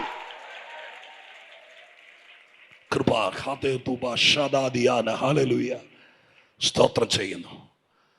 നന്മയിലേക്ക് നിന്നെ യഥാസ്ഥാനപ്പെടുത്തും. ദൈവം നമ്മളെ കൊണ്ട് പല കാര്യങ്ങളും ചെയ്യിപ്പിക്കാൻ വേണ്ടി കരുതി വെച്ചിരിക്കുക. അതിനെക്കുറിച്ച് പുതിയ നിയമത്തിനകത്ത് എഫേസ്യ ലേഖനത്തിൽ പറയപ്പെട്ടിരിക്കുന്ന ഒരു വാക്കുണ്ട്. ആ വാക്ക് എഫേസ്യ ലേഖനം 2-ാം അധ്യായത്തിന്റെ 10-ാം വാക്യമാണ്. എഫേസ്യ ലേഖനം 2-ാം അധ്യായം അതിന്റെ 10-ാമത്തെ വാക്യം വായിക്കാമോ? 2:10. നാം അവന്റെ കൈപ്പണിയായി സൽപ്രവൃത്തിക്കായിട്ട് ക്രിസ്തു യേശുവിൽ സൃഷ്ടിക്കപ്പെട്ടവരാകുന്നു. നാം ചെയ്തു പോരേണ്ടതിന് ദൈവം അവ മുന്നൊരുക്കിയിരിക്കുന്നു. ആ വാക്ക് നാം ചെയ്തു പോരേണ്ടതിന് ദൈവം അവ മുന്നൊരുക്കിയിരിക്കുന്നു. ക്രിസ്തുവേശുവിൽ നമ്മളെ വീണ്ടും ജനിപ്പിച്ചപ്പോൾ അമ്മയുടെ ഉദരത്തിൽ നമ്മൾ 10 മാസം കടന്ന് അങ്ങനെ പുറത്തു വന്നവരാണ് ഈ ഭൂമിയിലെ നമ്മളെല്ലാവരും. പക്ഷേ രക്ഷിക്കപ്പെട്ടപ്പോൾ ഈ വാക്ക് പറയുന്നത് ഇങ്ങനെയാണ്. സ്തോത്രം. ഇവിടെ എഴുതിയിരിക്കുന്ന വാക്ക് നാം ക്രിസ്തുവേശുവിൽ സൃഷ്ടിക്കപ്പെട്ടവരായി. എങ്ങനെയാണ് എഴുതിയിരിക്കുന്നത്? 10-ാം വാക്യം, നാം അവൻ്റെ കൈപ്പണിയെ സൽപ്രവൃത്തികൾ ക്രിസ്തുവേശുവിൽ സൃഷ്ടിക്കപ്പെട്ടു. In Christ. പുതിയ നിയമത്തിൽ ഒരുപാട് പ്രാവശ്യം പറയുന്നൊരു വാക്കാണ് ക്രിസ്തുവിൽ സൃഷ്ടിക്കപ്പെട്ടു. എന്നിട്ട് അവിടെ എഴുതിയിരിക്കുന്ന സൽപ്രവർത്തിക്കായിട്ട്. അടുത്ത വാക്ക്, നാം ചെയ്തു പോരേണ്ടതിന് ദൈവം അവയെല്ലാം എന്ത് ചെയ്തിരിക്കുക? മുന്നൊരുക്കിയിരിക്കുക. അതിൻ്റെ അർത്ഥം എന്താ? സിമ്പിളാണ്. വലിയ സ്വത്രം എന്താ പറയുക, ആശയപ്പശീന്റെ കാര്യമില്ല. കാരണം മുന്നൊരുക്കുക എന്ന് പറഞ്ഞാൽ ചെയ്യേണ്ട കാര്യങ്ങളെ ദൈവമായ കർത്താവ് ചെയ്യാൻ വേണ്ടിയിട്ട് ആ കാര്യങ്ങളെല്ലാം സെറ്റിൽ ചെയ്തിട്ടിരിക്കുന്നു. മുന്നൊരുക്കുക എന്ന് പറഞ്ഞാൽ സ്തോത്രം, ഞാൻ എന്ത് ചെയ്യണമെന്നുള്ള കാര്യം ക്രിസ്തുവിൽ വീണ്ടും ജനിച്ചപ്പോൾ സ്വർഗത്തിലെ ദൈവം മുന്നൊരുക്കിയിട്ടിരിക്കുകയാണ്. സ്തോത്രം. അത് വേറെ ആരെ കൊണ്ടും ദൈവം ചെയ്യിപ്പിക്കുകയല്ല. നീ ചെയ്യേണ്ട കാര്യത്തിന് വേണ്ടിയിട്ടുള്ള എല്ലാ ക്രമീകരണങ്ങളും ചെയ്ത് വെച്ചിട്ടാണ് സ്വർഗത്തിലെ ദൈവം നിന്നോട് ഉപവാസം ഇരിക്കാൻ പറഞ്ഞ. കാരണം എന്താ? നിന്നെ ആ ലൊക്കേഷനിലേക്ക് കൊണ്ടുവന്നിട്ട് വേണം ചെയ്യാൻ വേണ്ടി ദൈവം പ്ലാൻ ചെയ്ത കാര്യങ്ങൾ ചെയ്തു തുടങ്ങാൻ. നമ്മൾ ചെയ്ത ഒരുപാട് കാര്യങ്ങൾ കണ്ടേക്കാം. നമ്മൾ ചെയ്ത ഒരുപാട് കാര്യങ്ങൾ എല്ലാം നല്ലതാണ്. എല്ലാ ചൊവ്വാഴ്ചയും നല്ല കാര്യമാണ്. റെയിൽവേ സ്റ്റേഷനിൽ പോയി 100 ട്രാക്റ്റ് കൊടുക്കുന്നു. നാം ചെയ്തു പോരുന്ന കാര്യമാണ്. നല്ല കാര്യം. സ്തോത്രം. ഒരു തെറ്റുമില്ല. ആളുകൾ മാനസാന്തരപ്പെടാം. ആശുപത്രിയിൽ പോയി പ്രാർത്ഥിക്കാം. നല്ല കാര്യമാണ്. സ്തോത്രം. എല്ലാ വർഷവും വീടിൻ്റെ മുറ്റത്ത് ഒരു മിനി കൺവെൻഷൻ നടത്താം. ചെയ്തു പോരാം. നല്ല കാര്യമാണ്. പക്ഷേ നാം ഈ ചെയ്യുന്നതിനേക്കാൾ അപ്പുറം നിന്നെ കൊണ്ട് ചെയ്യിപ്പിക്കാൻ വേണ്ടി ദൈവം മുന്നൊരുക്കിയ ചില സംഭവങ്ങളുണ്ട്. ചിലരുടെ വിടുതൽ നിന്നിലൂടെ നടക്കുകയുള്ളൂ. ചിലർക്ക് വേണ്ടി നീ പ്രാർത്ഥിച്ചെങ്കിലേ നടക്കുകയുള്ളൂ. അത് മുന്നൊരുക്കിയിരിക്കുക ദൈവം. ആ മുന്നൊരുക്കിയിരിക്കുന്ന സ്ഥിതിയിലേക്ക് സ്വർഗത്തിലെ ദൈവം നിന്നെ യഥാസ്ഥാനപ്പെടുത്താൻ, അങ്ങോട്ട് ചേർക്കാൻ, ആ സ്ഥാനത്തേക്ക് നിന്നെ ലൊക്കേറ്റ് ചെയ്യാൻ കർത്താവിൻ്റെ ആത്മാവ് ഈ പുൽപ്പിറ്റിൽ നിൽക്കുന്ന സമയം മുതൽ നിങ്ങൾ ഗ്രഹിക്കുന്ന പലരോടും കൃത്യമായിട്ട് ഇടപെടുന്നുണ്ട്. ഞാൻ അടിയുറച്ച് വിശ്വസിക്കുന്നു, നിങ്ങളുടെ സ്ഥിതിക്ക് മാറ്റം വരും. സ്തോത്രം. നിങ്ങളുടെ നിലവാരത്തിന് മാറ്റം വരും. നമ്മൾ ആരോടെങ്കിലും ചോദിച്ച് കാല് പിടിച്ച് സ്തോത്രം കൈക്കൂലി കൊടുത്ത് അങ്ങനെ ഒന്നുമല്ല. എൻ്റെ ദൈവം നിശ്ചയിച്ചിട്ടുണ്ട്. അതിലേക്ക് ദൈവം നിന്നെ കൊണ്ടുവരും. ഈ പ്രാവശ്യത്തെ പ്രാർത്ഥന കഴിയുമ്പോൾ കൃത്യമായ ഒരു സ്ഥാനത്തേക്ക് ദൈവമായ കർത്താവ് കൊണ്ടുവന്ന് നിർത്തിയിട്ട് അവിടെ വെച്ച് ദൈവത്തിന്റെ മഹത്വം നിന്നെ കാണിക്കാൻ, അതിലേക്കുള്ള വഴികൾ ചിലപ്പോൾ കഠിനമായിരിക്കാം, പക്ഷെ അവിടെ എത്തിച്ചേ ദൈവം അടങ്ങത്തുള്ളൂ. അതിനിടയിൽ വരുന്ന ഏത് കാര്യങ്ങളെയും സ്വർഗത്തിന് ദൈവം തട്ടിക്കളയും. ഇനി പ്രധാനമായി ഞാൻ ഇതിന്റെ ബാക്കി ഒരു അല്പം ഇട്ടിട്ട് പിന്നെ വൈകുന്നേരത്തേക്ക് ചേർത്ത് വെച്ച് പറയുന്നതിനേക്കാൾ മറ്റൊരു സന്ദേശം വൈകുന്നേരം പറയാമെന്നുള്ള ചിന്ത കൊണ്ട് തിടുക്കത്തോടെ ഞാൻ മറ്റതെല്ലാം ഇച്ചിരി ചുരുക്കിയിട്ട് സ്തോത്രം ദൈവം മടക്കി വരുത്തിയ ഒന്ന് രണ്ട് കാര്യങ്ങൾ നിങ്ങൾക്ക് വേണ്ടി പറയുമ്പോൾ അതിനകത്ത് നിങ്ങൾക്കുള്ള വ്യക്തിപരമായ, ഇപ്പോൾ ദൈവസന്നിധിയിൽ പ്രാർത്ഥിക്കുന്ന വിഷയത്തെക്കുറിച്ച് വ്യക്തിപരമായ ചില കാര്യങ്ങൾക്കുള്ള മറുപടി ദൈവത്തിൻ്റെ ആത്മാവ് അതിനകത്ത് തരുമെന്നാണ് എൻ്റെ മനസ്സ് പറയുന്നത്. സ്തോത്രം. ധൃതി പിടിക്കാതെ, മയങ്ങാതെ, പ്രാർത്ഥനയോടെ, സ്തോത്രം, അനുവദിക്കപ്പെട്ടിരിക്കുന്ന സമയം മുഴുവൻ സ്തോത്രത്തിൽ ജാഗരിച്ചിരുന്നാൽ ഒരു ബ്രേക്ക് ത്രൂ അടുത്ത ചില വാക്കുകളിൽ കൂടെ സംഭവിക്കും. ഇവിടെ എഴുതിയിരിക്കുന്ന വാക്കിതാണ്. സ്തോത്രം. ദൈവത്തെയാണ് ഈ വാക്യത്തിനകത്ത്, അഥവാ ഈ സ്തോത്രം എബ്രായർ ലേഖനം 13-ാം അധ്യായത്തിനകത്ത് ദൈവത്തെയാണ് ഹൈലൈറ്റ് ചെയ്തിരിക്കുന്നത്. ആ ദൈവം എന്ത് ചെയ്യും? മടക്കി വരുത്തും. അതിനൊരു തെളിവ് കൊടുത്തത് വേറെ ആരെയല്ല, യേശുക്രിസ്തുവിനെ മടക്കി വരുത്തിയ ദൈവം. സ്തോത്രം. എവിടെ നിന്ന്? മരിച്ചവരുടെ ഇടയിൽ നിന്ന് മടക്കി വരുത്തിയ ദൈവം. ഏറ്റവും ഒരുപാട് പേരെ, പിന്മാറ്റത്തിൽ പോയവരെ, മരിച്ചു പോയവരെ, കല്ലറയിൽ കൊണ്ടിട്ടവരെയൊക്കെ ദൈവം മടക്കി വരുത്തിയിട്ടുണ്ട്. യേശുക്രിസ്തുവിനെ മടക്കി വരുത്തിയതാണ് ഈ വിഷയം അവതരിപ്പിക്കാൻ വേണ്ടി പരിശുദ്ധാത്മാവ് ഏറ്റവും പ്രധാനമായിട്ട് ഇവിടെ രേഖപ്പെടുത്താൻ ദൈവാത്മാവ് എഴുത്തുകാരനെ പ്രേരിപ്പിച്ചത്. യേശുക്രിസ്തുവിലേക്ക് നമുക്ക് വരാം. സ്തോത്രം. അതിനേക്കാൾ മുമ്പ് ഒന്ന് രണ്ട് പേരെ നിങ്ങൾക്കുള്ള വ്യക്തിപരമായ ദൂതിന് വേണ്ടി പറയാൻ വേണ്ടി ഞാൻ ആഗ്രഹിക്കുക. ഒന്ന് രണ്ട് പേരെ, ഒരിക്കലും മടങ്ങി വരില്ല എന്ന് വിചാരിച്ച പലരെയും എൻ്റെ ദൈവം, അവരെ ദൈവം ആഗ്രഹിച്ചത് ബാക്കി കിടക്കുന്നത് കൊണ്ട് മടക്കി വരുത്തിയിട്ടുണ്ട്. സ്തോത്ര. ഹല്ലേലൂയ. അതിലിന്നും ദൈവശക്തരാണ്. ഞാനത് ഈ സഭയിൽ ഊന്നിപ്പറയേണ്ട കാര്യമില്ലെന്ന് എനിക്കറിയാം. നിങ്ങളിൽ എത്രയോ പേർക്ക് അതിൻ്റെ നേർക്കാഴ്ചകളും അനുഭവങ്ങളും കാണാനും മനസ്സിലാക്കാനൊക്കെ ഇടയായിട്ടുണ്ട്. പക്ഷെ ഇന്ന് കർത്താവ് അത് എന്നോട് റിവീൽ ചെയ്ത് ഓർപ്പിക്കാൻ ഒന്ന് രണ്ട് പേരെ മാത്രം കൊണ്ടുവരികയാണ്. ഒന്ന് വായിക്കാം നമുക്ക്. ശൗമേലിൻ്റെ പുസ്തകത്തിലൊരു വാക്യം വായിക്കാം. 2 ശൗമേൽ 19-ാം അധ്യായം 24-ാമത്തെ വാക്യം. 2 ശൗമേൽ 19-ാം അധ്യായം 24-ാമത്തെ വാക്യം ഒന്ന് വായിച്ചിട്ട് നമുക്ക് ആ പശ്ചാത്തലം ഒന്ന് പിടിക്കണം. 24-ാമത്തെ വാക്യം എഴുതിയിരിക്കുന്നത് ഇങ്ങനെയാണ്. ശൗലിന്റെ മകനായ മെഫീബോശേത്തും രാജാവിനെ എതിരേൽപ്പാൻ വന്നു. രാജാവ് പോയ ദിവസം മുതൽ സമാധാനത്തോടെ മടങ്ങി വന്ന ദിവസം വരെ അത്രയും വാക്ക് മാത്രം മതി. രാജാവ് പോയ ദിവസം മുതൽ സമാധാനത്തോടെ മടങ്ങി വന്ന ദിവസം വരെ. ഇവിടെ ഒരു രാജാവ് മടങ്ങി വന്ന കാര്യം പറയുക. മടങ്ങി വന്നതല്ല, ദൈവം മടക്കി വരുത്തിയതാണെന്ന് തെളിയിക്കാം നമുക്ക്. മറ്റ് രാജാക്കന്മാരാരുമല്ല, ദാവീദിന്റെ കാര്യമാണ് ഇവിടെ പറയുന്നത്. ഈ ചരിത്രം അറിയണമെങ്കിൽ ഒരു 15-ാം അധ്യായം മുതലെങ്കിലും നമ്മൾ പരിശോധിക്കുമ്പോഴാണ് മനസ്സിലാക്കുന്നത്. അത്രയും വിശദീകരിക്കാൻ ഇനി സമയം നമുക്ക് അനുവദനീയമല്ലാത്തത് കൊണ്ട് ചുരുക്കാൻ ഞാൻ. സ്തോത്രം. ദാവീദ് ജീവിതത്തിൽ ഒരുപാട് പ്രശ്നങ്ങളെ കണ്ടിട്ടുണ്ട്. ഒത്തിരി പ്രതിസന്ധികളിൽ നിന്ന് മടക്കി വരുത്തിയിട്ടുണ്ട് ദൈവം. എന്നാൽ ജീവിതത്തിലെ ഏറ്റവും പ്രധാനപ്പെട്ടൊരു വേള അത് മറ്റൊന്നുമല്ല, ദാവീദിൻ്റെ മക്കളിൽ ഏറ്റവും ബുദ്ധിയുള്ളവനും സൗന്ദര്യമുള്ളവനുമായ അബ്ശാലോം അഖീതോഫേലിനെയും കൂടി കൂട്ടുപിടിച്ച് സ്തോത്രം രാജാവിനെ അഥവാ ദാവീദിനെ ഭരണത്തിലിരിക്കുന്ന സമയത്ത് തന്നെ ദാവീദിനെ മാനസികമായിട്ട് പ്രയാസത്തിലേക്ക് കൊണ്ടുപോകുന്നൊരു സംഭവം നിങ്ങൾക്കറിയാതെ. സ്തോത്രം. ആ ഒരു സ്ഥിതിയിലേക്ക് കൊണ്ടെത്തിക്കുകയാണ്. ആ ചരിത്രത്തിൻ്റെ പശ്ചാത്തലത്തിലാണ് 3-ാം സങ്കീർത്തനം രചിച്ചത്. 3-ാം സങ്കീർത്തനത്തിനകത്ത് ആളുകൾ ദാവീദിനെ കുറിച്ച് പറഞ്ഞൊരു വാക്ക് എഴുതിയിട്ടുണ്ട്. യഹോവയിങ്കൽ പോലും ഇവന് രക്ഷയില്ലെന്ന് പലരും അവനെക്കുറിച്ച് പറയുന്നു. അതിനർത്ഥം എന്താ? മലയാളിയുടെ പച്ചഭാഷ പറഞ്ഞ ഇത്രയേ ഉള്ളൂ. ദൈവം നോക്കിയാൽ പോലും ഇനി ഇവൻ രക്ഷപ്പെടിയല്ല എന്ന ആളുകൾ പറഞ്ഞു. കാരണം സിംഹത്തിൻ്റെ വായിൽ നിന്ന് ദാവീദ് രക്ഷപ്പെട്ടിട്ടുണ്ട്, കരടിയുടെ വായിൽ നിന്ന് രക്ഷപ്പെട്ടിട്ടുണ്ട്, ഗോലിയാത്തിൻ്റെ മുമ്പിൽ നിന്ന് രക്ഷപ്പെട്ടിട്ടുണ്ട്, ശൗലിൻ്റെ മുമ്പിൽ നിന്ന് പലവട്ടം രക്ഷപ്പെട്ടിട്ടുണ്ട്. പക്ഷെ ഇപ്പോൾ അബ്ശാലോമിൻ്റെയും അഖീതോഫേലിൻ്റെയും തന്ത്രത്തിൻ്റെ മുമ്പിൽ ദാവീദ് അടിവറച്ചു പോയി. സ്തോത്രം. 5-ാം അധ്യായത്തിൽ വായിക്കുന്നത് ഇങ്ങനെയാണ്. പേടിച്ചിട്ട് അദ്ദേഹം കൊട്ടാരത്തിൽ നിന്ന് ചെരുപ്പ് പോലും ഇടാതെ തല മൂടിക്കൊണ്ട് ഒലുമലയിലേക്ക് പോയി എന്നാണ് 15-ാം അധ്യായത്തിലെ 33-30 വാക്യങ്ങൾ എഴുതപ്പെട്ടിരിക്കുന്നത്. പത്രയ്ക്ക് വീട് വിട്ടു പോകേണ്ടി വന്നു, ഓടിപ്പോകേണ്ടി വന്നു. പോകുന്ന നേരം ആ കാലഘട്ടത്തിലെ മഹാപുരോഹിതൻ ദാവീദിന്റെ അടുക്കലേക്ക് ദൈവത്തിന്റെ പെട്ടകം കൊണ്ടുവന്നിട്ട് പറഞ്ഞു, യജമാനനെ, പോകുമ്പോൾ ഈ പെട്ടകവും കൂടി കൊണ്ടുപോകാൻ വേണ്ടി പറയുന്ന ഒരു രംഗം 15-ാം അധ്യായത്തിലുണ്ട്. അവിടെ പറയുന്ന സമയത്ത് ദാവീദ് ഒരു വാക്ക് പറഞ്ഞു, ദൈവത്തിന് എന്നെ ജീവനോട് ശേഷിപ്പാൻ മനസ്സുണ്ടെങ്കിൽ ഞാൻ മടങ്ങി വന്നിട്ട് തിരുനിവാസവും ഈ പെട്ടകവും കണ്ടോളാം. സ്തോത്രം.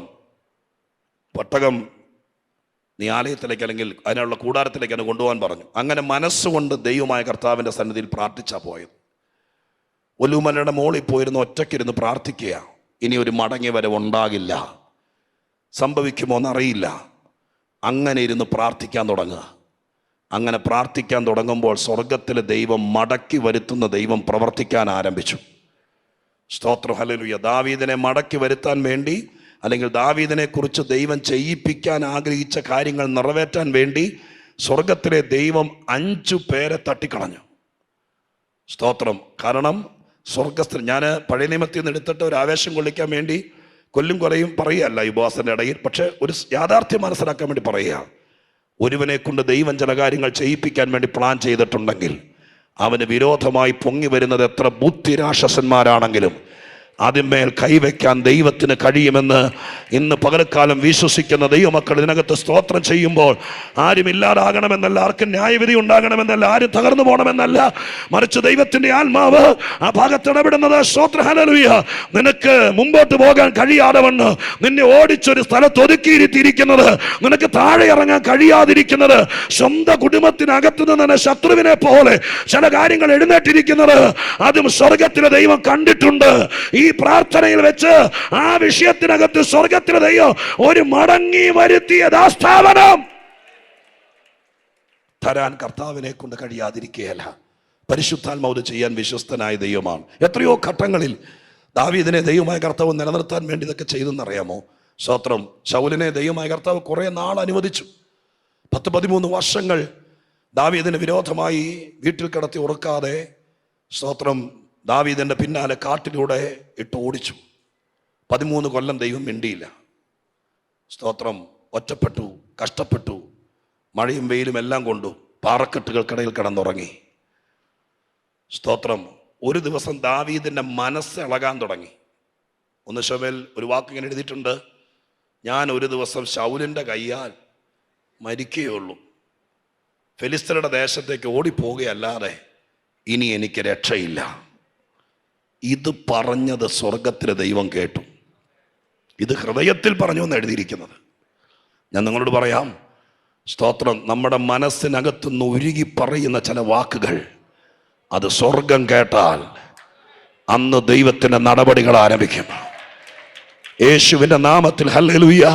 ഈ പ്രാർത്ഥനയ്ക്കകത്തും ദൈവത്തിന്റെ സന്നിധാനത്തിൽ ഇരുന്നു കൊണ്ട് കർത്താവിന്റെ പാദപീഠത്തിൽ സ്വർഗസ്ഥനായ ദൈവത്തിന്റെ തിരുമുഖത്തേക്ക് നോക്കിയിട്ട് ഉരുകുന്ന ആരെങ്കിലും ഉണ്ടെങ്കിൽ, ശത്രു എനിക്കിനി രക്ഷയില്ല എന്ന് നിന്നെ കൊണ്ട് ശത്രു പറയിപ്പിക്കത്തക്ക രീതിയിൽ അടിവേരി മാന്തുന്ന ഏതെങ്കിലും വിഷയങ്ങൾ അടരാടി നിൽക്കുന്നുണ്ടെങ്കിൽ, കർത്താവിന്റെ ആത്മാവിൽ നിന്ന് പകൽക്കാലം മടക്കി വരുത്തുന്ന പരിശുദ്ധന്റെ കരം യേശുവിന്റെ നാമത്തിൽ പ്രയോജനപ്പെടാനിടയാകട്ടെ.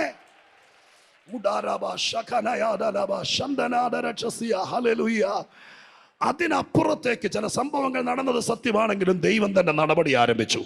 സ്തോത്രം, ഹല്ലേലൂയ. സ്വർഗസ്ഥനായ ദൈവം ചില കാര്യങ്ങൾ ആരംഭിച്ചു. സ്തോത്രം. എന്ത് ചെയ്തു ദൈവം? പെട്ടെന്ന് ഫെലിസ്ത്യരെ ഇസ്രായേലിനെ യുദ്ധം ചെയ്യാൻ വേണ്ടി വിളിച്ചു. ശൗലും യോനാഥാനും കൂടി യുദ്ധത്തിന് പോയി. ചുരുക്കി പറഞ്ഞാൽ ഗിൽബോവ പർവ്വതത്തിൽ വെച്ച് സ്വന്തം വാള് കുത്തിച്ചാരി വെച്ച് അതിന്മേൽ കമന്ന് വീണ് ശൗല് തീർന്നു. സ്തോത്രം, ഹല്ലേലൂയ. ദാവീദിനെ തന്നെ ഭാഷയെ പറഞ്ഞാൽ അങ്ങനെ അല്ലായിരുന്നു അദ്ദേഹം തീരേണ്ടത്.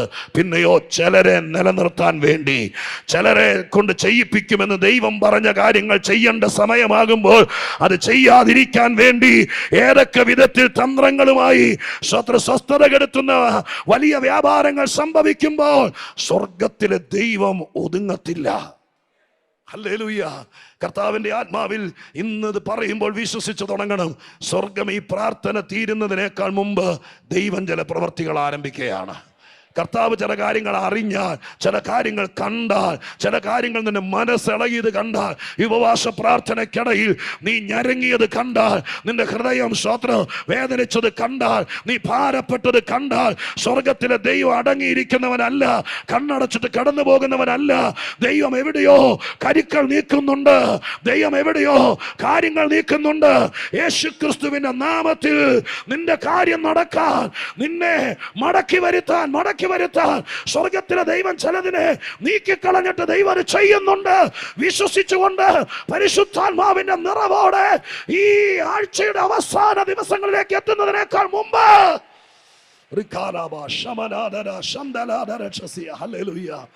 Glory to Jesus, hallelujah. ശൗലിനെ ദൈവമായ കർത്താവ് തട്ടിമാറ്റി. അഹീതോഫേല് ഏറ്റവും ബുദ്ധിമാനായിരുന്നു. ദാവീദ് അഹീതോഫേൽ ഇല്ലാതാകണമെന്ന് പ്രാർത്ഥിച്ചില്ല, അവൻ്റെ ആലോചന വ്യർത്ഥമാകണമെന്നേ പ്രാർത്ഥിച്ചുള്ളൂ. പക്ഷെ സംഭവിച്ചാൽ എന്നറിയാമോ? ആലോചന വ്യർത്ഥമായപ്പോൾ ഇനി അഹീതോഫേൽ ജീവിച്ചിരുന്നാൽ ദാവീദിന് സ്വസ്ഥത കിട്ടിയ സ്തോത്രം. പ്രത്യക്ഷത്തിൽ ഒരു എതിരാളിയെ പോലെ എഴുന്നേറ്റ് വന്നപ്പോൾ സ്വർഗം തീരുമാനിച്ചു, അവൻ്റെ ആലോചനയൊക്കെ ഏത് വിധത്തിലായിരുന്നെങ്കിലും അതോടുകൂടി അഹീതോഫേലിനെ ദൈവമായ കർത്താവ് തട്ടിക്കളഞ്ഞു. സ്തോത്രം. അബ്ശാലോം തൻ്റെ മകനാണ്. ദൈവം തൂക്കി നോക്കും. ഞാൻ എൻ്റെ പ്രസംഗത്തിൽ സാധാരണ പറയാറുണ്ട്, ദൈവത്തിൻ്റെ കയ്യിലൊരു തുലാസുണ്ട്, ആ ത്രാസിനകത്ത് ദൈവം തൂക്കും. സ്തോത്രം. ആ തൂക്കത്തിനകത്ത് നീ ദൈവത്തിന് ലാഭമെന്ന് കണ്ടാൽ നിനക്ക് വിരുദ്ധമായ എന്തിനേയും ദൈവം തട്ടിമാറ്റും. സ്തോത്രം. 30-ാം സങ്കീർത്തനത്തിനകത്ത് ദാവീദ് ഒരു വാക്ക് പറഞ്ഞു, നിങ്ങൾ ഓർക്കുന്നുണ്ടോ? സ്തോത്രം. ഞാൻ കുഴിയിലിറങ്ങിപ്പോയാൽ നിനക്കെന്ത് ലാഭം, നിനക്കെന്ത് ലാഭം. ചിന്തിക്കുന്നവർക്ക്, വേദവസ്തം വായിക്കുമ്പോൾ ചിന്തിക്കുന്നവർക്ക് അതൊരു ചലഞ്ച് വേർഡാണ്. എന്താ പറഞ്ഞത്? ദൈവത്തോട് പറയുകയാണ്, ഞാനിപ്പോൾ കുഴിയിലിറങ്ങാന്ന് പറഞ്ഞാൽ 6 അടി മണ്ണിൽ ഈ വയ്യാതെ കിടക്കുന്ന സമയത്ത് ഇവിടെ വെച്ച് മരിച്ച് ഒരു ശവസംസ്കാരത്തിലൂടെ ഈ 6 അടി മണ്ണിലേക്ക് ഞാൻ കുഴിയിലേക്ക് ഇറങ്ങിപ്പോയാൽ ദൈവത്തോട് ചോദിക്കുന്നു, അതുകൊണ്ട് നിനക്കെന്ത് ലാഭം. സ്തോത്രം. അങ്ങനെ ഇന്ന് പകൽക്കാലം ഇതിനകത്ത് ദൈവസന്നിധിയിൽ പ്രാഗൽഭ്യത്തോടെ ജീവിച്ചിരിക്കുന്നത് കൊണ്ട് എനിക്ക് ലാഭമല്ല, സ്വർഗത്തിന് ലാഭമാണെന്ന് അങ്ങനെ ചിന്തിക്കാൻ ഇതിനകത്ത് ആരെങ്കിലും തയ്യാറാണെങ്കിൽ അവർക്ക് വേണ്ടി ദൈവമായ കർത്താവ് നിങ്ങളെ നിലനിർത്താൻ വേണ്ടി ഏതറ്റം വരെ ചെല്ലണോ, ആരെയൊക്കെ തൊടണോ, ആരെയൊക്കെ പിടിക്കണോ, അതിനെല്ലാം ദൈവം വിശ്വസ്തനായ ദൈവമാണ്. ഹല്ലേലൂയ. സ്തോത്രം. അബ്ശാലോമിനെ ദൈവമായ കർത്താവ് ദാവീദ് മടങ്ങി വരുന്നതിനൊക്കെ തട്ടിക്കളഞ്ഞു. നാബാൽ എന്ന് പറയുന്ന ഒരു വലിയ ജന്മി ഉണ്ടായിരുന്നു, വലിയ മുതലാളി. ആടുകളുടെ വളർത്തി അതിൻ്റെ രോമം കത്തിരിച്ച് വിറ്റ്, സ്തോത്രം, അതുകൊണ്ട് ബഹുസമ്പന്നനായ മനുഷ്യൻ. വേദപുസ്തകത്തിൽ പറഞ്ഞിരിക്കുന്നത്, അദ്ദേഹത്തിൻ്റെ വീട്ടിൽ ആടുകളുടെ രോമം കത്തിരിക്കുമ്പോൾ ആ സ്തോത്ര ദിവസങ്ങളെല്ലാം നാട്ടുകാർക്ക് മുഴുവനുള്ള ആഹാരം അവിടെ നിന്നാണ് കൊടുത്തുകൊണ്ടിരുന്നത്. അപ്പം നാട്ടുകാർക്ക് അദ്ദേഹം വലിയ നല്ലവനാണ്. പക്ഷെ ദാവീദിനെ അദ്ദേഹം ആക്ഷേപിച്ചയച്ചു. സ്തോത്രം. അതൊന്നും വലിയൊരു ഗുരുതരമായ കാര്യമല്ല, പക്ഷെ ദൈവം ചില കാര്യം സീരിയസ് ആയിട്ട് എടുത്തതാണ്. ഒരു നേരത്തെ ആഹാരത്തിന് ചെന്നു, പറഞ്ഞു സ്തോത്രയുടെ ആഹാരം ഇല്ലെന്ന് പറഞ്ഞു കിട്ടു, അതൊരു വലിയ സംഭവമല്ല. പക്ഷെ ദൈവം ആ വിശപ്പിൻ്റെ വിളിക്കകത്ത് നൊമ്പരപ്പെട്ട് ചെന്നപ്പോൾ അപമാനിച്ച് വിട്ടത് വലിയ ഗൗരവമായിട്ടെടുത്തു. നാബാല് ഇല്ലാതായി. സ്തോത്രം. ഞാനിങ്ങനെ പറയാം, ഈ വായിച്ച 19-ാമത്തെ അധ്യായത്തിനകത്ത് സ്തോത്രം, ദാവീദ് ഒരിക്കലും മടങ്ങി വരാതിരിക്കാൻ വേണ്ടിയിട്ടുള്ള എല്ലാ അടവുകളും അഹീതോഫേലും അബ്ശാലോമും കൂടി ചെയ്തതാണ്. പക്ഷെ ദൈവം അവനെ മടക്കി വരുത്തി. ദിനവൃത്താന്ത പുസ്തകത്തിനകത്ത് എഴുതിയിരിക്കുന്നത് ഇങ്ങനെയാണ്, ദാവീദ് നന്നാ വയസ്സ് എന്നവനായി, ധനവും മാനവും ബഹുമാനവും എല്ലാം തികഞ്ഞവനായി മരിച്ചു. സ്തോത്രം.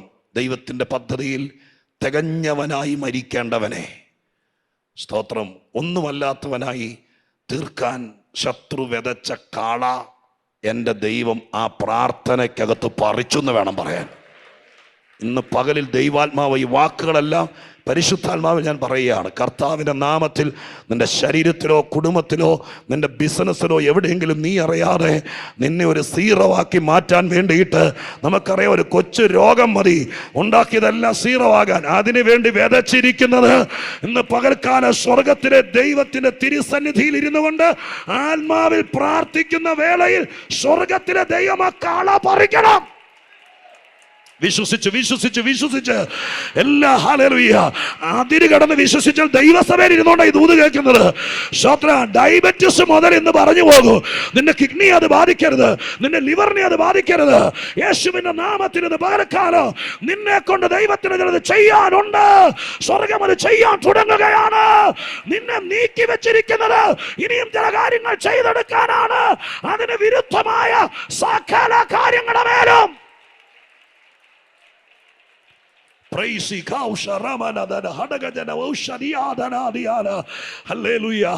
ദാവീദ് മടങ്ങി വരില്ലെന്ന്, സ്തോത്രം, മടങ്ങി വരില്ലെന്ന് അവിടുത്തെ ഇസ്രായേലിലെ മുഴുവൻ ആളുകൾ പറഞ്ഞു. യഹോവ നോക്കിയാൽ പോലും ഇനിയും മടങ്ങി വരില്ല.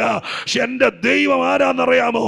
ആര് സഹായത്തിനില്ലെങ്കിലും ഇതുപോലത്തെ ഒരു ഉപവാസ പ്രാർത്ഥന നടത്താൻ ഒലുമലയുടെ മോളിൽ ദാവീദിന് കഴിയില്ല.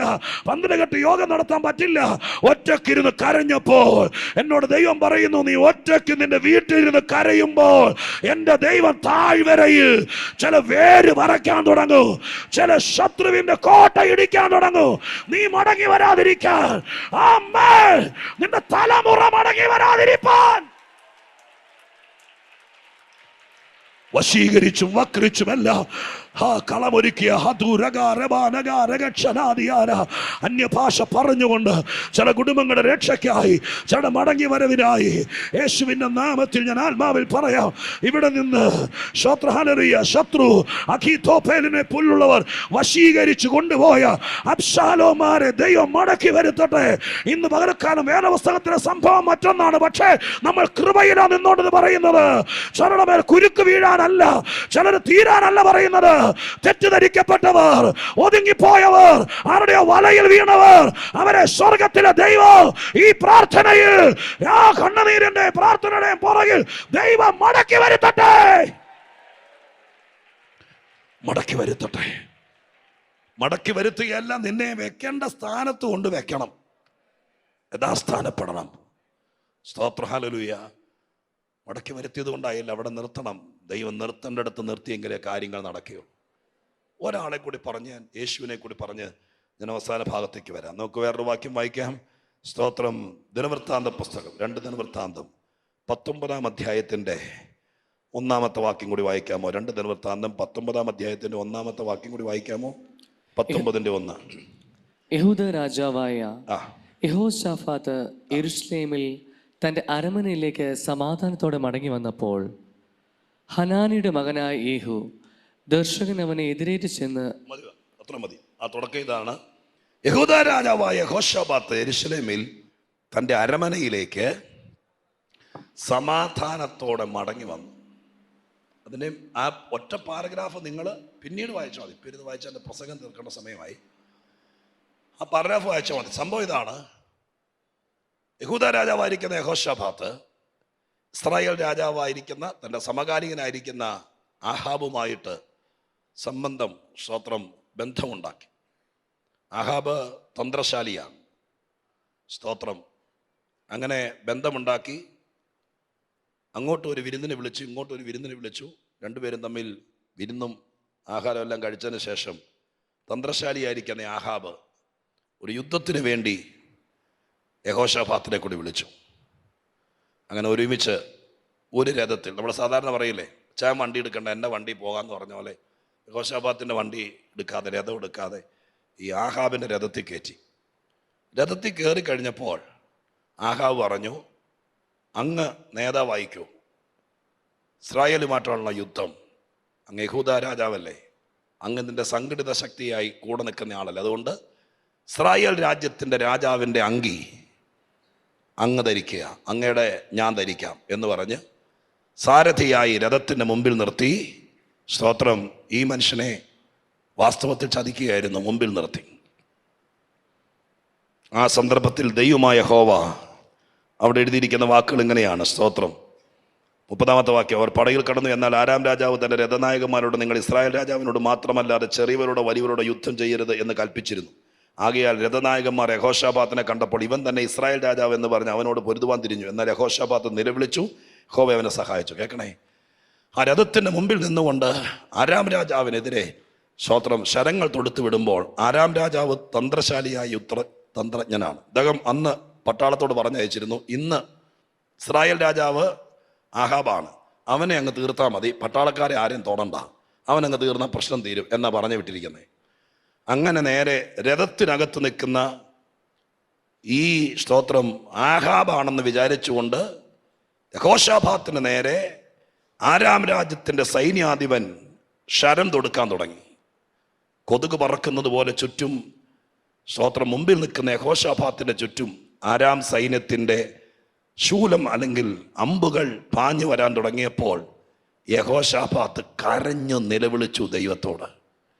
അങ്ങനെ നിലവിളിക്കുന്ന സമയത്ത് പെട്ടെന്ന് ദൈവം പ്രേരിപ്പിച്ചു സ്തോത്രം ശരം തൊടുത്തുവിടൽ നിർത്താൻ പറയാൻ.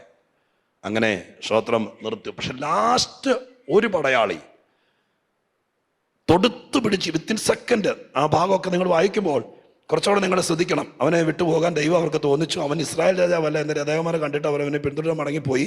എന്നാൽ ഒരുത്തന് യാദൃച്ഛിയാ വില്ല് കുളിച്ച് ഇസ്രായേൽ രാജാവിനെ കവചത്തിനും പതക്കത്തിനും ഇടയ്ക്ക് ചെയ്തു. നോക്കണം സ്തോത്രം.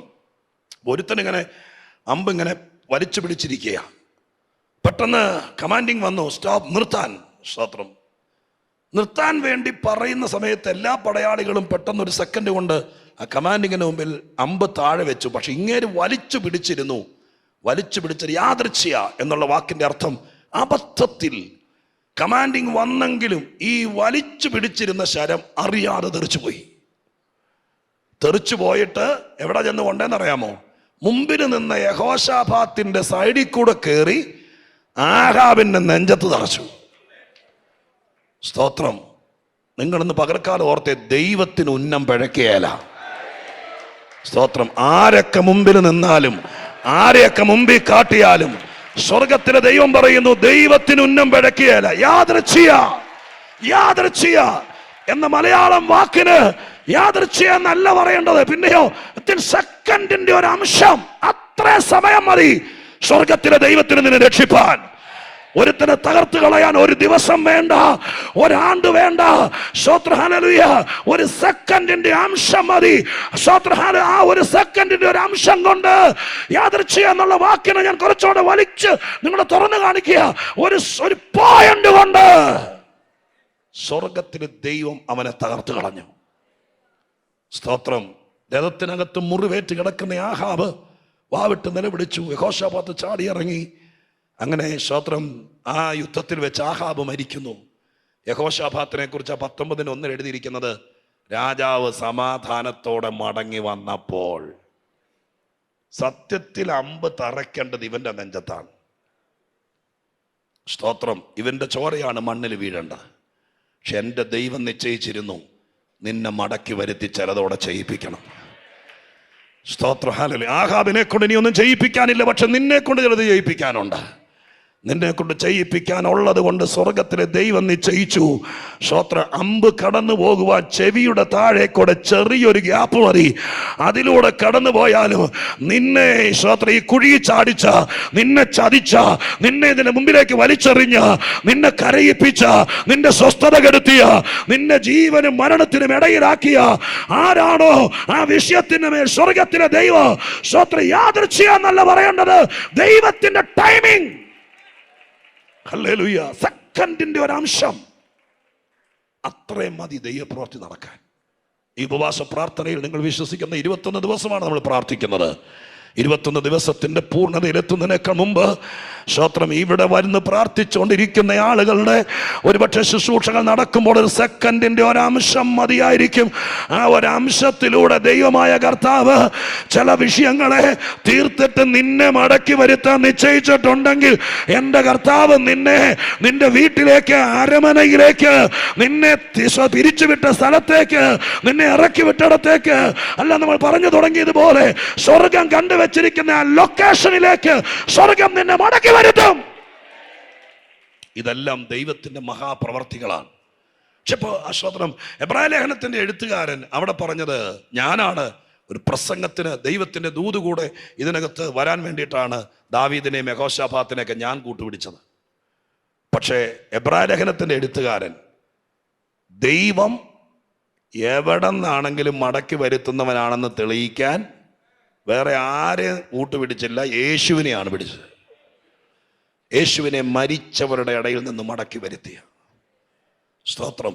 മരിച്ചവരുടെ ഇടയിൽ നിന്ന് മടക്കി വരുത്തിയ എന്ന് പറയുമ്പോൾ ഉയർത്തെഴുന്നേൽപ്പ്, പുനരുദ്ധാനൊക്കെ വാക്ക് ഉപയോഗിച്ചിട്ടുണ്ട്. പക്ഷെ ഇവിടെയാണ് ഇങ്ങനൊരു വാക്ക്, യേശുവിനെ മടക്കി വരുത്തിയ. സ്തോത്രം. നിങ്ങൾക്കറിയാം കർത്താവിൻ്റെ കല്ലറത്തോട്ടം. ആ തോട്ടത്തിനകത്ത് യോസേപ്പിൻ്റെ കല്ലറയിൽ അരിമത്തിയുടെ യോസേപ്പ് നിക്കോദീമോസും കൊണ്ടാണ് യേശുവിൻ്റെ ശവശരീരം കൊണ്ടുപോയി അടക്കുന്നത്. ഒരു ശീലയിൽ സ്തോത്രം പൊതിഞ്ഞു കൊണ്ടുവന്ന് 100 റാത്തൽ അത്രയും സുഗന്ധവർഗങ്ങൾ ഇട്ട് യഹൂദൻ്റെ ശവമടക്കുന്ന മര്യാദ പ്രകാരം അവനെ അടക്കി എന്ന് എഴുതിയിരിക്കുന്നത്. സ്തോത്രം. കർത്താവിനെ അടക്കി ഒരു കല്ല് ഉരുട്ടിക്കൊണ്ട് വെച്ചത് യോസേപ്പും നിക്കോദീമോസും കൂടെയാണ്. യേശുവിൻ്റെ ക്രൂശീകരണം കഴിഞ്ഞ് ഈ തലയോടിയുടെ മലമുകളിൽ നിന്ന് താഴേക്ക് ഇറങ്ങിപ്പോയ പുരോഹിതന്മാർ അവർ തമ്മിൽ പറഞ്ഞു, ഇവൻ ജീവിച്ചിരുന്നപ്പോൾ ഒരു പ്രവചനവും ഒരു വെളിപ്പാടും പറഞ്ഞിട്ടുണ്ട്, അത് നടന്നാൽ ആദ്യത്തേതിനേക്കാൾ വലിയ ചതിയായിരിക്കും ഈ രണ്ടാമത് നടക്കാൻ പോകുന്നത്. എൻ്റെ അർത്ഥം എത്രയേ ഉള്ളൂ, യേശു ജീവിച്ചിരുന്നപ്പോൾ പറഞ്ഞു, യോന കടലാനയുടെ വയറ്റിൽ 3 രാവും 3 പകലും ഇരുന്ന് പോലെ മനുഷ്യപുത്രന് ഇരിക്കേണ്ടതായിരുന്നു, അത് കഴിയുമ്പോൾ പുറത്തേക്ക് പോരും. വേറൊരു പ്രവചനമായി പറഞ്ഞത്, ഈ മന്ദിരം പൊളിപ്പീൻ 3-ാം നാൾ അത് പണിയപ്പെടും. ഇത് രണ്ടും ആത്മീക ഭാഷ പരിചയമുള്ള യഹൂദന്മാർക്ക് മനസ്സിലായി. ആ സമയത്ത് ഓർപ്പിച്ചത് ഒരുപക്ഷെ പിശാചായിരിക്കും, ഇങ്ങനെ സംഭവം ഉണ്ടെന്ന്. സ്തോത്രം.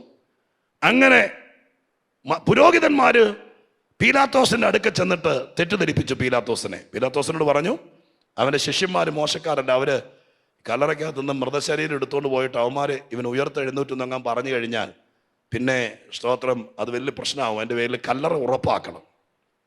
പീലാത്തോസ് കല്ലറ ഉറപ്പാക്കാനുള്ള എല്ലാ ക്രമീകരണം ചെയ്തു. സ്തോത്രം. റോമൻ മുദ്ര കൊണ്ട് മുദ്ര വെച്ചു. വലിയ കല്ലാണ് ഉരുട്ടി വെച്ചിരിക്കുന്നത്. സ്തോത്രം. അതുപോലെ 16 പട്ടാളക്കാർ, റോമൻ ഭരണകൂടത്തിൻ്റെ ആ പട്ടാള വിങ്ങിന് കസ്റ്റോഡിയൻ എന്നല്ലെങ്കിൽ കസ്റ്റഡി എന്നൊരു വാക്ക് നമ്മൾ സാധാരണ പോലീസ് ഭാഷയിൽ പറയും. പോലീസ് കസ്റ്റഡി എന്ന് പറഞ്ഞ വാക്ക് അന്നത്തെ പട്ടാള സമുച്ചയത്തിലെ സമൂഹത്തിലെ ഏറ്റവും സൂക്ഷ്മ ബുദ്ധിയുള്ള, നമ്മുടെയൊക്കെ രാജ്യത്തുണ്ട്, പട്ടാളക്കാരുണ്ടാവും, അല്ലെങ്കിൽ പോലീസ് കാണും, വിവിധ ഇൻവെസ്റ്റിഗേഷൻ ഡിപ്പാർട്ട്മെൻറ്റ് ആൾക്കാർ കാണും. ബ്ലാക്ക് ക്യാറ്റ്സ് ബോംബെയിലൊക്കെ വലിയ പ്രശ്നങ്ങൾ നടന്നപ്പോൾ ഹെലികോപ്റ്ററിനകത്ത് വന്നിറങ്ങി, ടെററിസ്റ്റുകൾ അകത്തുള്ളപ്പോൾ തൂങ്ങിയിറങ്ങി ശ്രോത്രം അവരെ ഒതുക്കാൻ തൻ്റെ ഇടമുള്ള ആളുകൾ വ്യത്യസ്തരാണ്. അവർ സാധാരണ ലാത്തി പിടിച്ചെങ്കിൽ ഒരു പോലീസുകാരനെ കൊണ്ട് പറ്റിയാലേ. ഇങ്ങനെ വിവിധ വിങ് ഉണ്ടാവും. ഇതുപോലെ ശ്രോത്രം റോമൻ സർക്കാരിൻ്റെ ഏറ്റവും ബുദ്ധിശാലികളായിരിക്കുന്ന കസ്റ്റോഡിയൻ എന്നറിയപ്പെടുന്ന ഒരു വിങ്ങിനെ അവിടെ കാവൽ നിർത്തി. ശ്രോത്രം മുദ്ര വെച്ചു. ഈ കല്ലെന്ന് പറയുന്നത് നമ്മൾ മനസ്സിൽ കാണും വെറും ഒരു എന്താ പറയുക, നമ്മുടെ കല്ലറ പോലത്തെ ഒരു കല്ലറയല്ല വാസ്തവത്തിൽ. അവരുടെ കല്ലറയുടെ പ്രത്യേകത, അവിടെ കല്ലറയ്ക്കകത്തേക്ക് റൂം പോലെ ഇറങ്ങിച്ചെല്ലാം. കല്ലറയ്ക്കകത്ത് യോഹന്നാനും പത്രോസും മറിയൊക്കെ കല്ലറയ്ക്കകത്തേക്ക് ചെന്നല്ലോ. അവിടെ ചെന്ന് സ്തോത്രം യേശു ആ റൂമാലൊക്കെ മടക്കി വെച്ചിരിക്കുന്ന കണ്ടല്ലോ. അപ്പോൾ കല്ലറയ്ക്കകത്തേക്ക് മടങ്ങിച്ചെല്ലാം. നമ്മുടെ നാട്ടിലൊക്കെ സെല്ല് 2.5 2.5 അടി നീളം 2 അടി വീതിയിൽ പെട്ടി തള്ളി കയറ്റി വെക്കുന്ന രീതിയിലായിരിക്കും മിക്കവാറും നാട്ടിലൊക്കെ ഉണ്ടാകുന്നത്. അതുപോലത്തെ അല്ല, വലിയ കാളവണ്ടി ചക്രം പോലത്തെ അതിനേക്കാൾ വലിപ്പമുള്ള ഒരു മുറിയുടെ വ്യാസമുള്ള അത്രയും വലിയ വായാണ്. അത്രയും വലിയ പാറ കൊണ്ട്, കോൺക്രീറ്റ് ഇല്ലെന്ന്, സ്തോത്രം പാറയിൽ തന്നെ വെട്ടിയെടുത്ത് കാളവണ്ടിയുടെ ചക്രം പോലത്തെ അത്രയ്ക്ക് മനുഷ്യനെ കൊണ്ട് ഉരുട്ടി വയ്ക്കാൻ അസാധ്യം. എന്ന് ഇവരെങ്ങനെ ഉരുട്ടി വെച്ചു എന്നുള്ളത് സ്തോത്രം ചോദ്യമാണ്. അത്രയ്ക്ക് വലിയ ഇത് ഒരു ഗാഡി പോലെ വെട്ടിയിട്ടുണ്ട്. അതിലൂടെ ഉരുട്ടി കൊണ്ടുവന്ന് കല്ലറയുടെ വാതിക്കലേക്ക് ഒരു ഗാഡിയിലേക്ക് വന്ന് വീണ് കിടക്കും, അവിടെ ജാമായി കിടക്കും. അതിന് തിരിച്ചുരുട്ടാൻ സ്തോത്രം അസാധ്യമാണ്. ഇത്രയും ഉറപ്പിച്ചിരിക്കുമ്പോൾ പിതാവായ ദൈവം പറഞ്ഞിരുന്നു, എത്ര ഉറപ്പിച്ചാലും ഞാനിവനെ മടക്കി വരുത്തും. സ്തോത്രം. എത്ര ആണിയടിച്ചാലും ഞാൻ ഇങ്ങനെ ഒരു ദൂത് പറഞ്ഞ അവസാന ഭാഗത്തേക്ക് വരാം. യേശുക്രിസ്തുവിനെ ക്രൂശിലേക്ക് കൊണ്ടുപോകുമ്പോൾ ദൈവമായ കർത്താവിനെ ആണിയടിക്കാൻ സമ്മതിച്ചു. സ്തോത്രം. കർത്താവിനെ പുറമെല്ലാം അടിച്ച് കീറാൻ സമ്മതിച്ചു.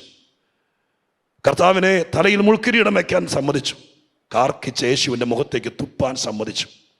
കോലുകൊണ്ട് തല്ലാൻ സമ്മതിച്ചു. കറുത്ത തുണി കൊണ്ട് കണ്ണ് കെട്ടിയിട്ട് മുഷ്ടി ചുരുട്ടി മുഖത്തേക്ക് ഇടിച്ചിട്ട്, ഹേ പ്രവാചക, നിന്നെ തല്ലിയത് ആരെന്ന് ചോദിക്കാൻ, ആക്ഷേപിക്കാൻ സമ്മതിച്ചു. ഇതൊക്കെ ദൈവം അനുവദിച്ചു.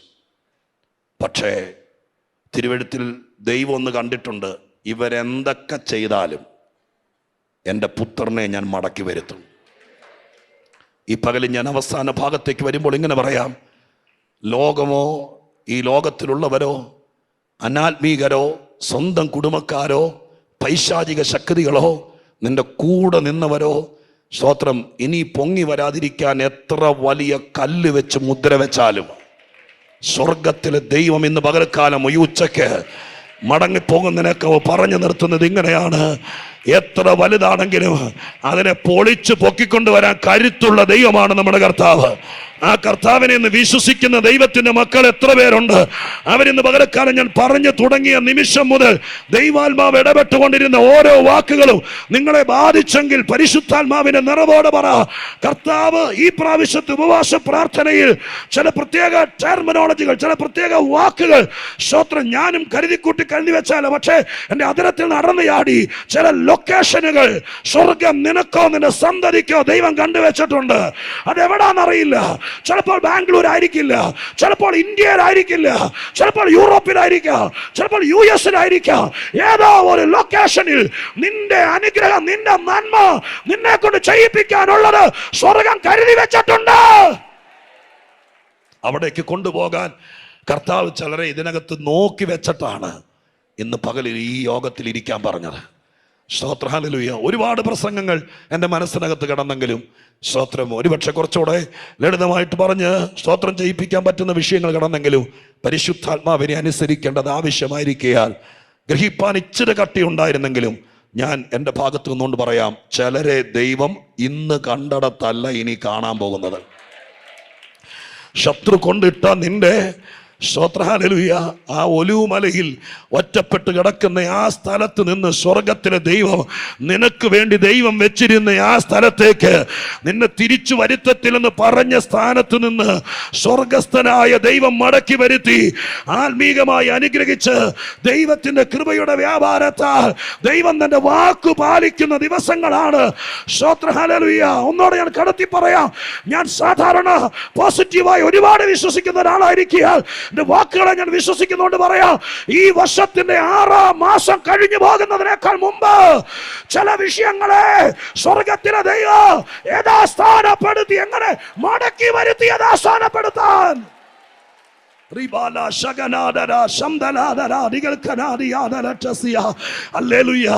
ഇതിന്റെ പുറകിൽ ചതികളുണ്ട്. ശത്രു നമ്മൾ അറിയാതെ നമ്മളെ ട്രാപ്പിലാക്കിയവരുണ്ട്. ചുമ്മാ വഴിയിൽ നിന്നവരെ വണ്ടി കയറ്റിക്കൊണ്ട് പോയതുപോലെ കൊണ്ടുപോയതുണ്ട്. അതൊരു കുരുക്കായി മാറി. ചുമ്മാ ഒരു മൊബൈലിൽ മെസ്സേജ് അയക്കാൻ തുടങ്ങിയതാ ഇപ്പോൾ ഊരിപ്പോരാൻ പറ്റാത്ത സ്ഥിതിയായി. ഇതിനകത്ത് കരയുന്നവർ വന്നിട്ടുണ്ടോ? അവരോട് ദൈവം പറയുന്നു, നീ എനിക്കുള്ളവളാണ്, നീ എനിക്കുള്ളവനാണ്. നിന്നെ അതിനകത്ത് നിന്ന് തിരിച്ചു പിടിക്കാൻ പരിശുദ്ധാത്മാവ് ഇതിനകത്ത് ആത്മാവിന്റെ ശക്തിയോടെ ആമേൻ ആമേൻ ആമേൻ യേശുവിന്റെ നാമത്തിൽ ആഴത്തിൽ നിന്ന് വെള്ളം കോരി പൊക്കുന്നത് പോലെ സ്വർഗം അത് ചെയ്യുകയാണ്. വിശ്വാസമുള്ള ദൈവമക്കൾ ഒരുമിച്ച് എങ്ങനെ പ്രതികരിക്കാമോ അതുപോലെ ദൈവാത്മാവിൽ പ്രതികരിച്ചു തുടങ്ങുക. യേശുവിന്റെ നാമത്തിൽ എഴുന്നേറ്റ് നിന്ന് നിങ്ങൾക്ക് സ്തോത്രം ചെയ്ത് സ്തുതിക്കാൻ മനസ്സുണ്ടെങ്കിൽ ആരോഗ്യമുള്ള പ്രിയപ്പെട്ടവർ എഴുന്നേറ്റ് നിൽക്കുക. എഴുന്നേറ്റ് നിൽക്കുമ്പോൾ ഈ അന്തരീക്ഷം നിങ്ങൾ വിട്ടുകളയരുത്, ഇതിനെ കെടുത്തിക്കളയരുത്. സ്വർഗം എന്നോട് പറയുന്നു, ആർക്കും ഉരുട്ടി മാറ്റാൻ കഴിയാത്ത ആ ഭാരമുള്ള കല്ല് ഒരു വെട്ടിൽ കിടക്കുക. കല്ല്, ഞാൻ പറയുന്ന വാക്ക് കേട്ടോ, ഈ കല്ലൊക്കെ 1000 പ്രസംഗത്തിൽ വന്നിട്ടുള്ളതാ. പക്ഷെ ഞാൻ ഈ പറയുന്ന വാക്ക് കേൾക്കണം, ആരും തള്ളിയാൽ മാറാതെ വണ്ണം ഒരു വെട്ടിനകത്ത് വീണ് കിടക്കുക. ആ വെട്ടിൽ വീണ് കിടക്കുന്നതിന് ഇനി മനുഷ്യനെ കൊണ്ടല്ല ദൂതനെ കൊണ്ടാണെങ്കിലും സ്വർഗം തള്ളി മാറ്റി. ആ കാര്യം നിറവേറ്റാൻ ദൈവം ഒരുങ്ങുകയാ. യേശുവിന്റെ നാമത്തിൽ കണ്ണുകൾ അടച്ച് കർത്താവിനോട് പറ, എൻ്റെ ജീവിതത്തിനകത്ത് സ്വർഗമേ, എൻ്റെ കുറെ ഇഷ്ടങ്ങളല്ല, അതിലപ്പുറം ദൈവമായ കർത്താവ് ചില കാര്യങ്ങൾ ചെയ്യാൻ വേണ്ടി ദൈവം നിർണയിച്ചു വെച്ചിട്ടുണ്ട്. ആ നിർണയിച്ചു വെച്ചിരിക്കുന്ന സ്ഥലത്തേക്ക് നിന്നെ മടക്കി വരുത്തി ലൊക്കേറ്റ് ചെയ്യാൻ പരിശുദ്ധാത്മാവ് ഇതിനകത്ത് നിന്നോട് വാദിച്ചോണ്ട് നിൽക്കുക.